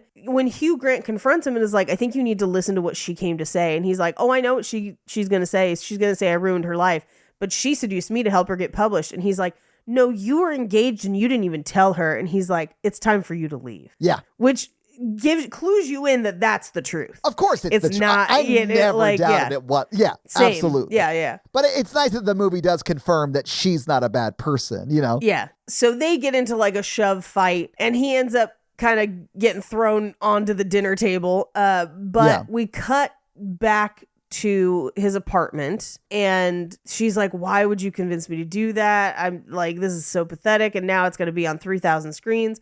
And he's like, he's a jerk. And like, I think what your problem truly is that he has made you feel like you can't stand on your own 2 feet and you can. Yeah. Which I do appreciate. And he says you're too talented and unusual to let people keep you from standing. And hey, most extremely talented people are also unusual. Yeah. I've met Jack White. The dude's a weird dude. But like, I bet he's a weird dude. Yeah. I met him at a Five Guys. He was just the person in front of me and he stepped on me. He backed into me and he apologized and I was like, no problem, Jack. And he goes, don't tell anyone. He said it like everyone didn't already know. Like, Jack White's pretty famous, especially he also dresses pretty eccentrically. He does. I'm like, there's no one else in this Five Guys wearing all black and like a farmer's hat, you know? That is almost 1,000% what it was.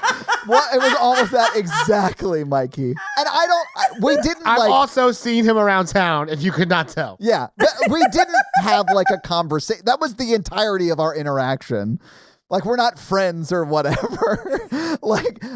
He was like apologetic when he stepped on me. He seemed like a nice-ish dude. I don't know him. He seemed like a nice guy. Don't tell anyone. Yeah, just like a weirdish dude, you know? Oh man, I see. That's way better than my story of like, hey, I have spent time with Maria Bamford a number of times and talented, unusual.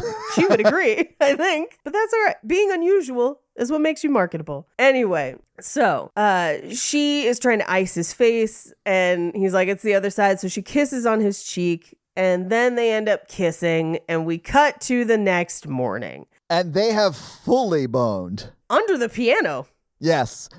Okay. The reveal of that to me was hilarious because we see them under the piano. I think he doesn't quite realize where he is when he wakes up because he rolls into like the leg of the piano and it establishes the sound someone makes when they do that. And I absolutely loved the callback to it when Drew Barrymore wakes up. Yeah. The payoff in like 5 minutes. Yeah. Fuck. That was so funny. Anyway, loved it. Very funny. What I do think is extra funny is I think part of the reason they had sex under the piano is because we reveal later that he has a waterbed. Yes. Which are not great for sex. You can't get traction.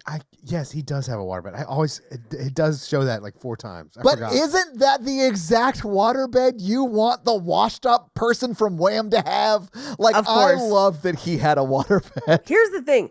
I love a waterbed. I love laying on them. I find find them incredibly relaxing. Bad for sex. They're not good for sex. I've never had sex on a waterbed. I don't know. Yeah, I believe Have you though. tried to brace yourself on a waterbed ever? Like, oh no, I get why it would be terrible. I just have never experienced it. Yeah. I was like, this is like playing Twister at sea.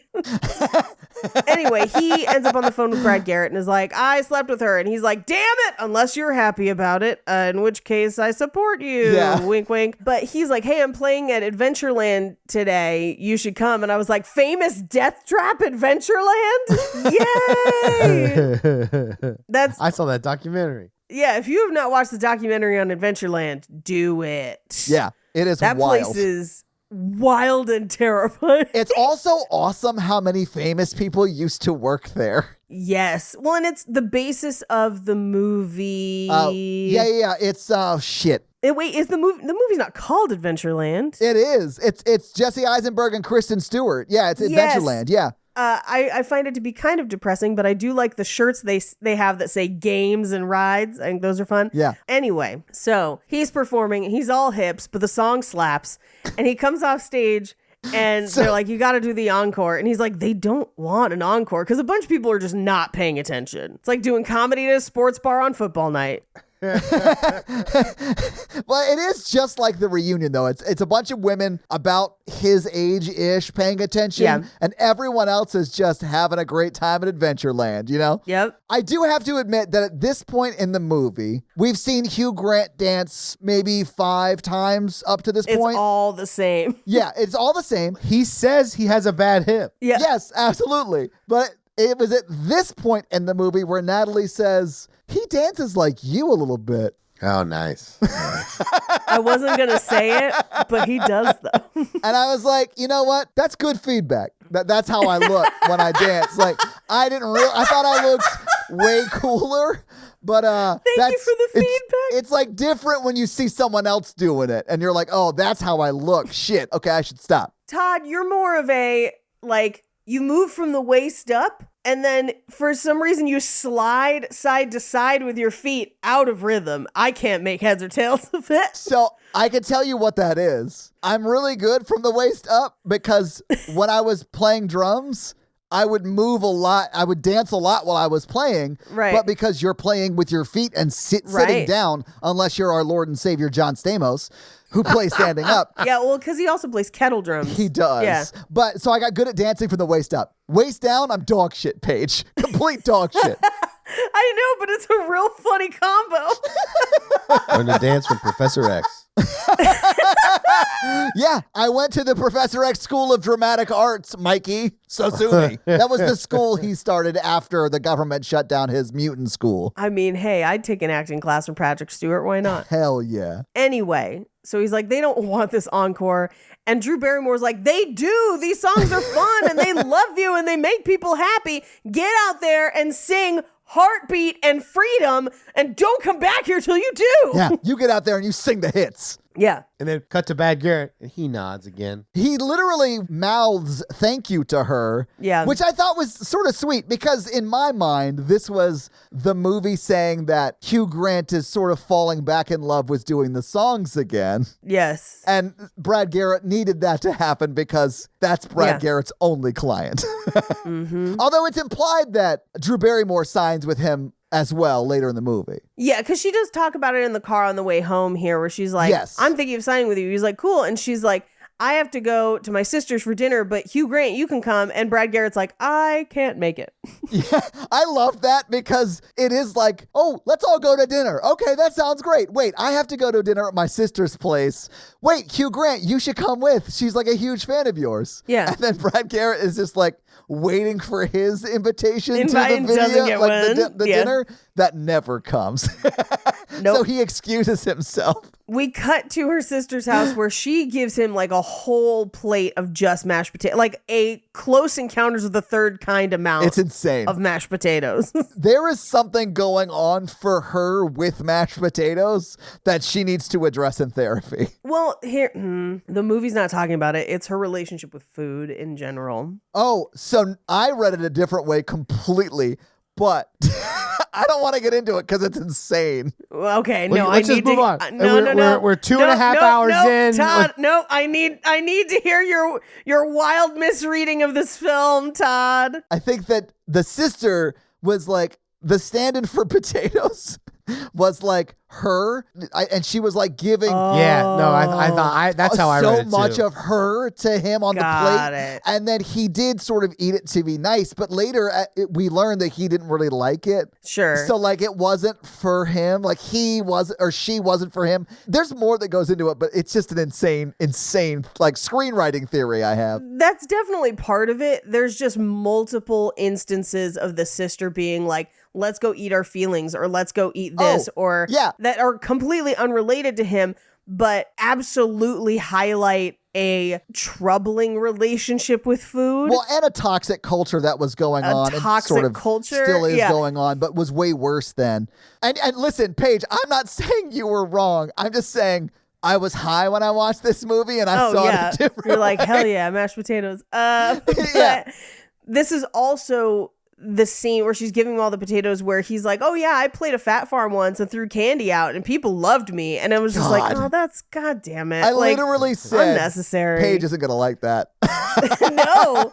I mean, I love candy. Like, I'm not going to stand here and be like, I don't like candy. Like, I do, but also that was a cheap shot for no reason. Mm-hmm. Anyway. Very of the time. Yeah. Yeah, it is very of the time. The kids want to go to the Cora show and he's like, sure. And I do love that when they get to the show, the parents are mildly horrified at the level of sex positivity at that show, let's call it. But they turn their phones off at the table, but Hugh Grant gets a call, and it's Cora's people. They want them to go to the studio the next day and work on the song, and they want to know if they like wheatgrass. Great. So we cut to after dinner, and Hugh Grant and the dad and the kids are playing Dance Dance Revolution, and Drew Barrymore and her sister are cleaning up the plates. And this is where her sister's like, yo, I see what's going on here. But as your sister who loves you, please make sure he's passionate about you. Yeah. And I was like, perfect advice. This is a great conversation. It absolutely is great advice. Yeah. Yes. And because it's clear when he's talking about the song they wrote and like music, he's very passionate about that, right? Right. Those feelings may not necessarily transfer to her, which I think this is like post them having sex. Like, I definitely understand why she's wondering that. And like, that is the question the movie is now asking, which I enjoyed. I thought that was logical. Yeah. Well, and Drew Barrymore's like, how do you know? And she's like, it's different for everyone, but it's when they do something extraordinary. And the example that she gives is that, like, you know, when for me, it was when he said, I don't care, I'm marrying her anyway, which implies that there was, and she was like, I hate his mom, like something, but it was him standing up for her was extraordinary. And that was part of why she chose her. But so we cut to Drew Barrymore and Hugh Grant are leaving. They end up at his apartment, and there's like so should I pick you up? Should I whatever? Which the underlying, like the thing that is unspoken is, should I just come up and we go together in the morning? And that's what I thought Drew Barrymore was leaving space for in this scene. Like, if that was me, I would be like, would you want to go home, maybe get a change of clothes, and then just come back over tonight? Like, is that cool? Yeah. Like, it's, 9 a.m. is super early. Yeah, exactly, right? Like, I could make you a quesadilla. Like, that's the level I would be at if I was like super into this person that I'm also like creatively creating with. Like, that would be amazing. Yeah, 100%. But that's not the way it plays out. I don't necessarily think it's bad. I think it's just like, okay, we've been doing coke for a week and wrote a great song. We might need to go back to our respective domiciles and shower. I think both people in this scenario are maybe not sure how much they want to invest in a romantic relationship at this time, and if it will complicate their professional one. Right. And it's this scene that really sets up that DTR question, define the relationship question, that the movie then resolves at the end, which I think is one of the reasons I like this movie, because no one's really a bad person. Yeah. The question isn't like, will they get back together because Hugh Grant like cheated on her or did something crazy? I mean, he did say something horrible to her. Okay, that is fair. But he is an asshole in that one scene. But for the most part, the question is, will these people that slept together once actually be in a relationship? That's the question. Right. And I liked that aspect of it. I hate that scene brings up the book. He could have said all of that to her with the same meaning and not bring up the most painful thing that happened to her. Yeah. He could have been like, this is our chance. We have to do this. We have to compromise to have a future. And like, they could have had a creative difference and she left and then done it. And it could have been the same thing. Oh, yeah. Yeah. I've had creative differences that were like heated, passionate discussions where I hated having them and had, but like you might storm off. Like that, I think would be enough. Yeah. It's generally not good to bring up the worst day of your life when you're having a creative difference discussion. Exactly. Yeah. But we cut to, or they kiss that night. And I just want to bring it up because the Foley on this kiss is disgusting. If you watch this movie with headphones in, I'm sorry. Is it like slobbery? Is that Yes. one? Okay. It's the most mouth noises. But they're not kiss mouth noises. They sound like eating mouth noises. Okay. Anyway, we cut to the studio the next day. And she's like, hey, overnight, because we do get kind of a shot of them on their own. She's bought his solo album. He's reading the book about her. Right. And this is where we get the piano interlude of their song. But the next day, they go to the studio. And this is where she wants to add the sitar intro. And she wants it steamy and sticky. Yeah. Which is a gross but accurate description of music at the time. And here's the thing. It's bad, but it also kind of slaps in its own way, where I was like, this is definitely not the better version of the song, but it's also not a bad version of the song. Yeah, like I'd listen to it all the way through. Yeah. Yeah. Anyway, but what I have in my notes is like the backbeat of the sitar and everything. I was like, I'm feeling this. But the song is really about Drew Barrymore and Hugh Grant and where they are in life and not this weirdness. Because really what they wrote is their love story and them coming together. Yes. And so it just doesn't fit. And that's the creative difference they actually have during the fight, because Yes. he's trying to force a third verse out of Drew Barrymore and she just creatively can't do it. And that's when he like says all those mean things to her. I think there's also this element of Hugh Grant's been in the business a long time and he's just like, just sell it. Take the money. Yeah. Yeah. Take the money and run. And she's new and she's like, this is my art. This is precious. This is my baby. And he's like, this industry will kill your babies. Take the checks. Yeah. And I get that, man. Yeah. Sometimes you got to pay a mortgage, like take the check. Considering she didn't even want to do this 4 days ago, I was like, I'm Yeah. not quite believing this as much. Yeah. Going from, graduate school dropout plant waterer to hit songwriter in a week is a wild trajectory to be on. So yeah, I'd probably be like, maybe we get this one under our belts and make the next one the baby. You know what I'm saying? Right. That's exactly because she's like, no, I don't compromise. I was like, I don't think you seem to always compromise. Here's the thing though. I fully agreed with Hugh Grant on this one where I was like, take the checks. But that is me having been in the entertainment industry for a long time. And I feel like sometimes people initially, when they first work on something creatively like that, it is very hard to divorce yourself from that and just let it go for the money. It's hard to think of it as a business. I don't know how Andreas sells paintings. That to me seems impossible. Like that I would spend that much time on something and then have to just give it to somebody else. Mm-hmm. But like, I'll do the same with scripts and don't care. But I think that's you build that up. And if it's your first time, I fully understand her being like, no, but it was perfect. I think getting the check would help me really come to terms with things Oh, and yeah. going on a trip. Yeah. Yeah, 100%. Yeah, the thing is, they're not going to get a check. They're going to get a lifetime of checks. A lifetime of checks. This is literal mailbox money for them. Yeah. Hugh Grant's going to make a lot more because she'll have songwriting copyright, but he'll also have he will also have recorded the song, so he'll have mechanical copyright and songwriter. So he's going to make a shitload more money, but she's going to make a shitload of money off this song. Let me put it to you this way. I can talk about this now because the Super Bowl's over, but a bunch of my friends wrote for a Super Bowl commercial and they all hated it. And they were like, don't care. Take the check. Yeah. Because that check was more than the rest of the year. And so they were just like, yeah, no, I'm sure I can come up with roast jokes for Mr. Peanut. Hey, give me the fucking check.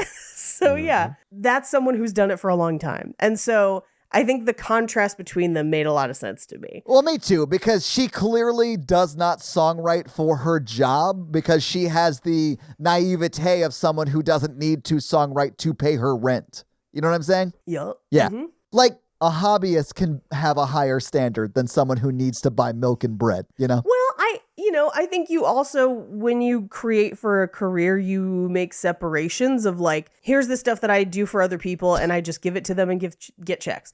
Here's the stuff that I do for me and I care more about it because this is for me. And I'm going to be a little more precious about it because it's my thing. The stuff I create for my day job does not sound or is edited nearly as much as this podcast that I do for free. Yeah. So, oh yeah. Yeah. No, I know. I have a pilot sitting on my computer forever that is not making me any money that I'm just like, don't you fucking touch it. Yep. You know? So like, exactly. It's the money that makes the difference anyway. So Cora's like, great, come to a party at my place. And they leave. They leave with the understanding that Hugh Grant does not want Drew Barrymore to go to the party because Drew Barrymore wants to talk to Cora about how the sitar version of the song is tasteless and culturally appropriative and perhaps she shouldn't do that. Yeah. And Hugh Grant's like, no, let's just take the money. Yeah. That's the divide. Yeah. Take the money. Anyway, so we cut to the party and she does show up with cookies and is like, I'm going to tell her what's up. And she does get to Cora and is like, hey, here's what's up. And Cora's like, hey, cool, but Shakira is breathing down my neck. Yeah. I have to have a dance bop, but thank you for your honesty. And then they're like, Timberlake's here. Go say hi to Timberlake. And that's the end of the conversation. And here's the thing. That's a conversation a lot of people in the industry have of like, yep. Hey, this is going to be better this way. And they're like, don't care. And you're like, but, and they're like, end of conversation. Take your check. Like, yeah. Oh, okay. Sure. But also 2007, she probably did have Shakira breathing down her neck. Oh, 2007 Shakira, unstoppable. Anyway, she goes home, or they go back to Hugh Grant's apartment. And he's like, all right, we got to write that third verse. And she's like, I can't. Like, I feel like this is not my song anymore, kind of. Yeah. I don't want to write on it.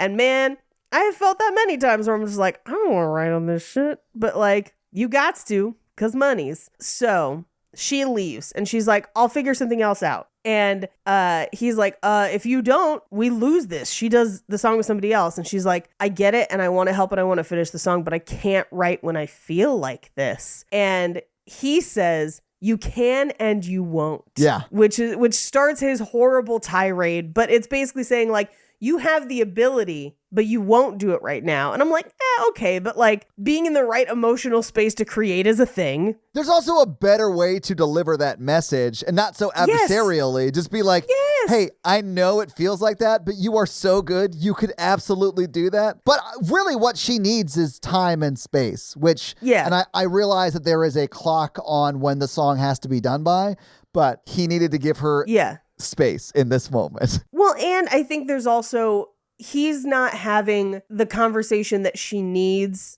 throughout this entire process of like, I understand that this seems callous and it is, but this is the industry. Yeah. And this job paves the way for us to be less callous and make our own stuff.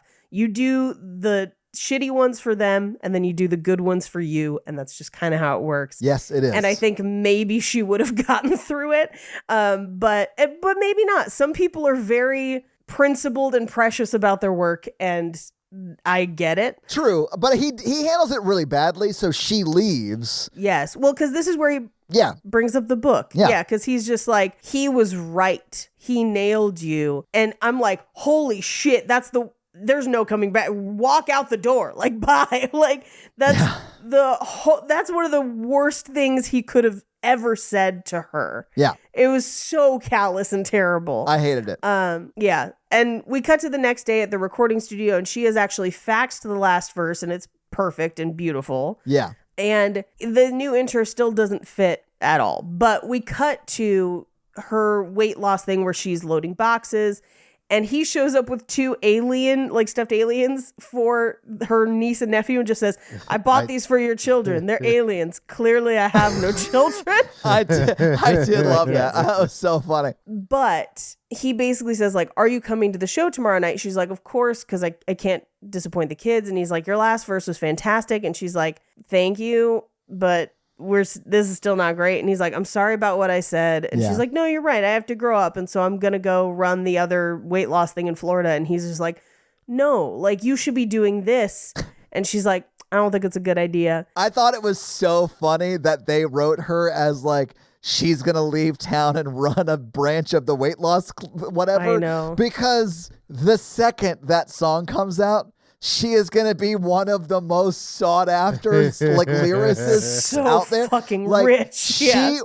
Even if she never wrote a hit again, would be able to make a career as a songwriter after this. Yeah, she's going to move to Sweden and just start pumping them out. I don't know if you know, all of our pop songs come from Sweden. There's a great documentary about it. But it's also because like 4 people in Sweden. It's not like all of Swedes know how to like write pop music. But maybe. My dad did not know about this, and I talked him into watching the documentary. And then the next time I saw him, we were listening to the Cardigans, First Band on the Moon, which, by the way, if you're looking for another album that slaps all the way through, Cardigans, First Band on the Moon.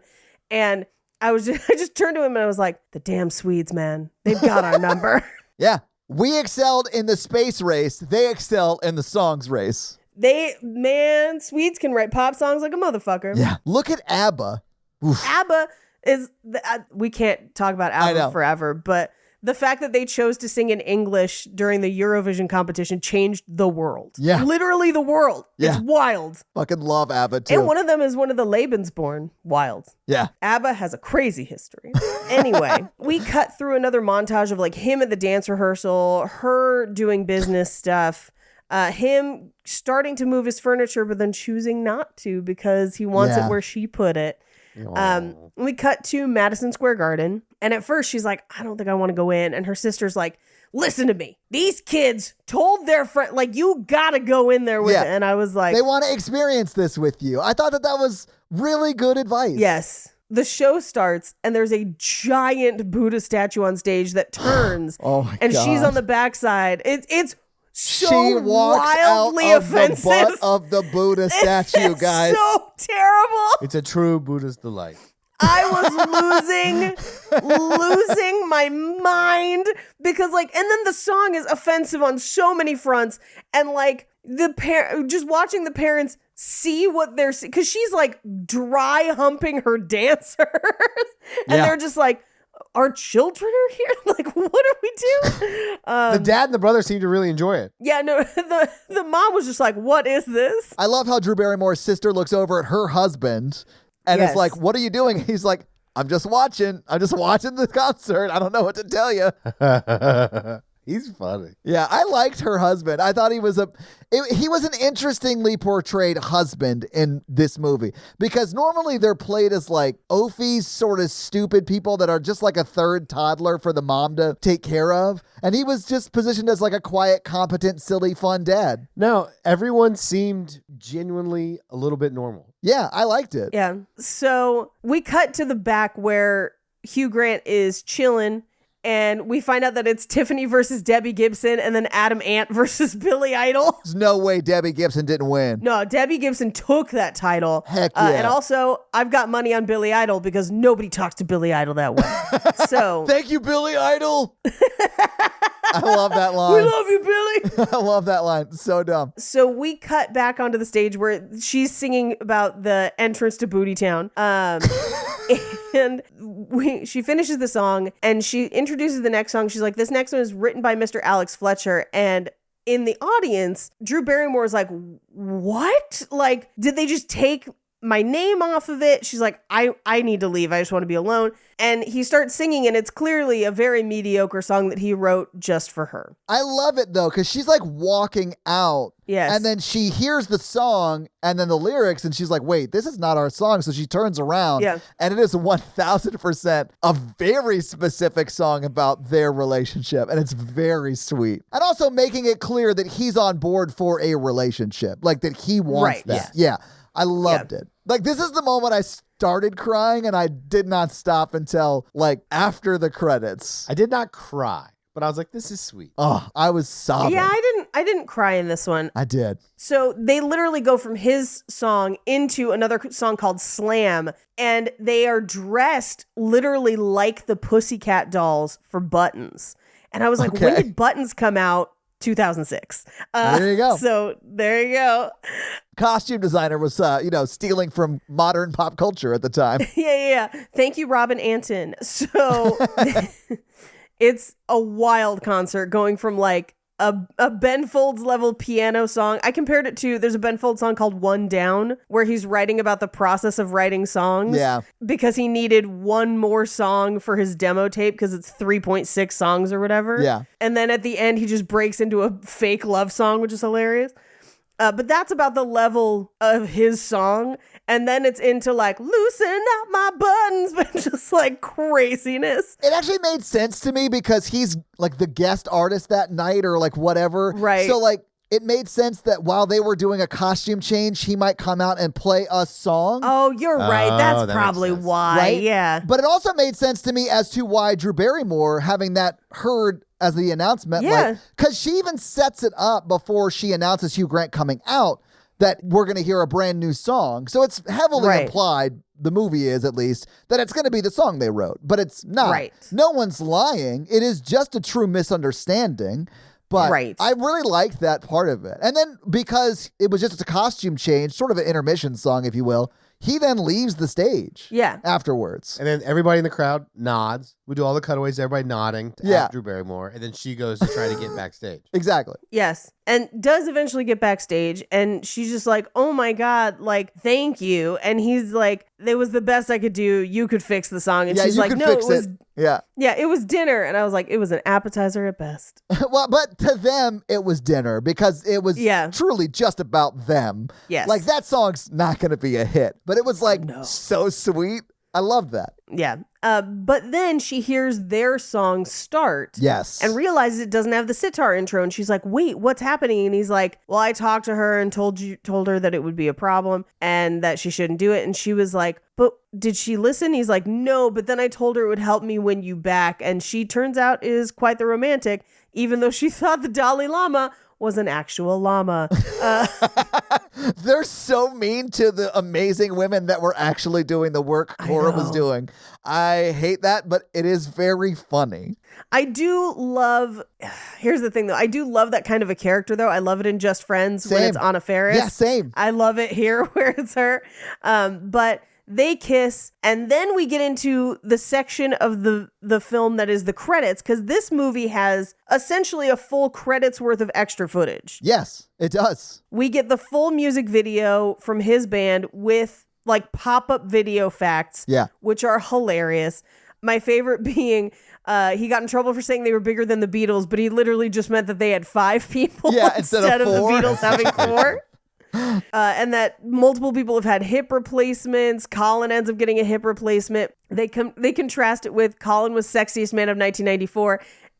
Alex was the favorite performer of Tractor Monthly for 1994, whatever it was. Love that. It was so funny. But we also find out that together in the years after, Drew Barrymore and Hugh Grant write 5 top 40 songs. Yeah, which means they're both millionaires off that alone. They're both millionaires multiple times over. Yeah. And they sing all their songs to the doorman, who is tone deaf but supportive. And then also we find out that the movie that came out based on the professor's book was called The Worst Movie of This or Any Year. Which and that was the nicest review we could find. That was the nicest review. And also that they played Cora Corman's wedding party. It lasted 9 hours. The marriage lasted 3. Yeah. And Alex's hip is fine. And then we get a montage of them just working together and being all happy. And I love it. Me too. And that's the movie. So having seen the movie, having talked about the movie, what did you guys think about music and lyrics? I really liked it. I did really, really like it. I feel like I'm going to have to buy some of the soundtrack because it scratches my wham itch. It's so great. I love this movie. Like, I honestly don't know how I missed it because I was like around at the time.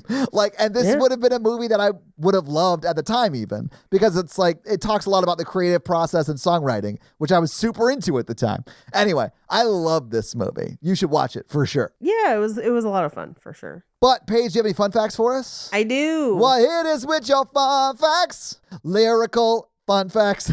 During the premiere of this movie in Amsterdam, a woman pretended to interview Hugh Grant and then handcuffed herself to him and walked the red carpet with him. She was arrested. They had to call the fire department to undo the cuffs.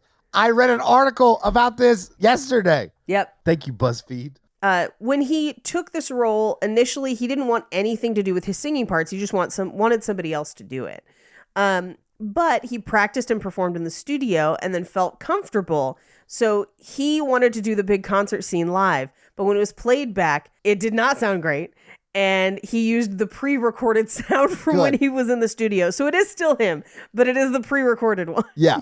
Okay. Yeah. Mm-hmm. He seems like such a nice dude. He's taking some really interesting roles later in his career. Dude, he was awesome in the Dungeons and Dragons. I literally saw Dungeons and Dragons yesterday. I fucking loved it. I watched Dungeons and Dragons and then came home and watched this movie. And it was honestly my recommended double feature for it was amazing. I loved it. I've got to see Dungeons and Dragons. I just haven't had any time with moving or anything. Yeah, absolutely. It's way better than it has any right to be. That's what everyone says. He just seems like he is only taking roles that he's going to have goofy fun with it. And that's what he's doing now. And it's awesome. I love that. So at the top of the closing credits and the pop-up video section, there is the reference to being bigger than the Beatles. And this is in reference to Noel Gallagher of Oasis claiming that his band was bigger than the Beatles. But that is a reference to John Lennon saying that the Beatles were more popular than God. Or Jesus Christ specifically. So it's like an Inception reference. So Hugh Grant had played the piano as a kid. He actually took lessons from Andrew Lloyd Webber's mother. Wow. Okay. But then hadn't continued to play. But he's playing in a lot of the scenes though. Yeah. He learned to play for this movie. Just the sections that they needed him to. And then he and Drew Barrymore both took singing lessons. But most of the played piano was actually overdubbed with the piano performance of their vocal coach, who was actually helping coach him on piano as well. Okay. So Martin Fry, the lead singer of a 1980s pop band called ABC, actually coached Hugh Grant with his singing and dancing. Okay. More successfully with the singing than the dancing, I think. For sure, yeah. So in the record store, it was actually a Tower Records next to Lincoln Center. Unfortunately, it closed. All Tower Records closed in December 2006. Yeah. Months after those scenes in the store were filmed and before the film was released. So by the time the film was released, Tower Records was no more and that store was no more. So it exists in this perfect place in movie time. Interesting. Yeah. So the UK band Pop, that has the same name as the fictional band in this movie, actually released 3 top 40 hits before disbanding. Now that's top 40 hits in the UK. Okay. Not necessarily in the US.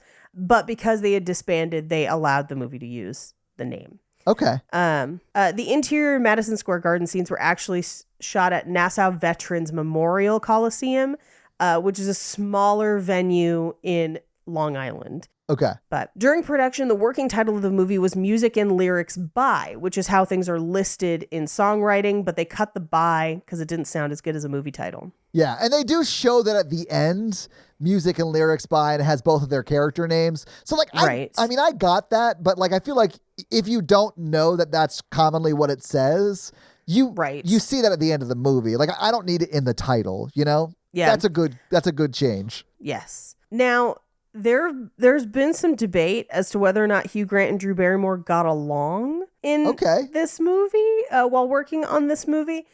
In a 2009 interview, Hugh Grant made comments that he potentially made her cry and that she didn't like him. But then he has since said that making those comments was regrettable. So he may have been joking. But he also commented that she tried to give him notes and it didn't go well on set. But that was back in 2007. Now, in 2021, Drew Barrymore had him on her TV show. Talk show, and they seem to have kind of mended things. Well, that's good. Which, if you have not watched her talk show, her interviews are wild. I thought her talk show was made up for that movie it was in. I didn't realize it was a real thing until you guys corrected me on that episode. It's a very, very real thing.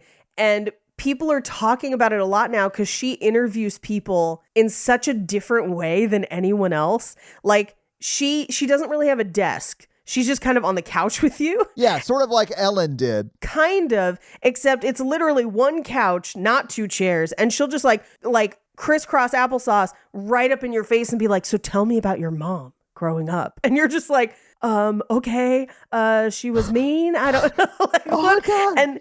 But so like she's got like the interview with Brooke Shields is fascinating because they were both child stars and they're like comparing their experiences. Oh yeah, I would love to see that. It's almost like you're just watching two friends have a serious conversation. It's wild. Like you're just an observer. It's so strange. That actually makes me want to watch it. Yeah, okay, that's interesting. It is worth a watch. Like I think the show's still finding its footing, but I think her interview style is so fascinating. But I heard she comes off as very like empathetic and she doesn't push. She is. I'll end on this one because this is probably one of my favorite fun facts. Okay. So Cora Corman's track Buddha's Delight, which is the first song we see of hers, sounds a lot like Britney Spears' Toxic. That's because it was written by the same people. Oh, wow. Really? Yeah, it was. Oh, fuck. That's funny. Toxic was produced by Adam Schlesinger together with Bloodshy and Avant. Bloodshy and Avant are the producers of Toxic and Buddha's Delight. So wow. It has a lot of the same people in it. That's awesome. So that's why it sounds like it. And those are your fun facts. Well, thank you for those fun facts, Paige. Let's talk a little bit about box office. So what do you think the budget was for music and lyrics in 2007 when it came out? I think there are a lot of famous people in this movie. There are? So I'm going to put this at 25. Okay. I'm going to say 35. All right, Mikey, you're a little bit closer. The budget was $40 million. If you adjust that for inflation to today's dollars, that's $58.2 million. So it's a lot. Like Hugh Grant, Drew Barrymore, both huge stars. Brad Garrett was a big star at the time because of the TV show he was on TV. in. So like there are some big people in this movie. But this movie came out on February 16th, 2007. So right after Valentine's Day. I bet that was Valentine's weekend though. Like the closest weekend to Valentine's Day. I'm sure it was. Yeah. And it was, and Paige, I'm going to say this because of a line in the movie. It did premiere on almost 3,000 screens, which is the number of screens she was worried about her character story being premiered on or whatever. And it was number 4 in the box office that weekend. It was beat by Ghost Rider, which is my favorite Valentine's Day movie of the year. Ghost Rider. Ooh, Nick Cage. Yeah, Nick Cage, of course. Where they had to CGI abs in the mirror shot. Bridge to Terabithia was number 2. Norbit was number 3. Of course, music and lyrics was number 4. And Daddy's Little Girls was number 5. The only movie that should have number 1 over this is Ghost Rider. But other than that, music and lyrics should have come in second this weekend. I'm going to say that opening weekend, this made in 4th place, $8 million. Okay. Mikey, what do you think? 7. All right, Paige, you are way closer. It was $13.6 million. Yeah, Mikey, that second guess would have been very close. Good for them. Yeah, so it did well in its opening weekend. Now, it was in theaters for a total of 13 weeks. It was never again in the top 5, but it wasn't in the top 10 for its first 5 weeks. So it did have a pretty good showing in domestic theaters. But what do you think it made domestically in 2007? I'm going to say it made 47. All right, Mikey, what do you think? 40. Paige is a little bit closer again. It's $50.5 million domestically. Now, it made another $95.6 million internationally. Damn! So this movie made a lot of money. Good for them. It made a total of $146.1 million. Now, if you adjust that to today's dollars, that's $212.8 million. So it made a lot of money. Absolutely. But that is your box office. So something we haven't done in a while. and I think we should do again is, do you think they're still together? I think they're still together. Me too. I think they are too. And I think at least creatively, the movie implies that with the facts about them later on. But I think they're still together romantically too. But Mikey, do you want to hit him with that romance scale? Yeah, romance scale is how romantic we found the film we watched it today. It's a scale of 1 to 10. Paige, what are you going to give it? I'm going to give this a 3. Oh, wow. Mainly because I think they still end up together, and I love a couple that trusts in each other's strengths and works together. 3 out of 10? Yeah. That's low. I'm going to give it a 6. I usually give these movies a 1, Mikey. That is true. I think Paige is a little bit more harsh than we are. Average is supposed to be 5 and a scale out of 10. Like an average romance. Yeah, this is a 6 for me. I'm going to give it a 7. Yeah, I loved it. And that's our romance scale. So this week I made you guys watch music and lyrics. Paige, it is your turn next week. What are you making us watch? I'm going to give you guys a choice. Okay. Because I have 2 films in mind, but they both have action and they both have unlikely pairings. And one is like 90s crazy and one is current, maybe bad, maybe good. Who knows? Which would you like? 90s crazy sounds 90s crazy. Great. Okay, so if we're going 90s crazy, then it is Whitney Houston's The Bodyguard. Yes! I was hoping this would be it. And yeah.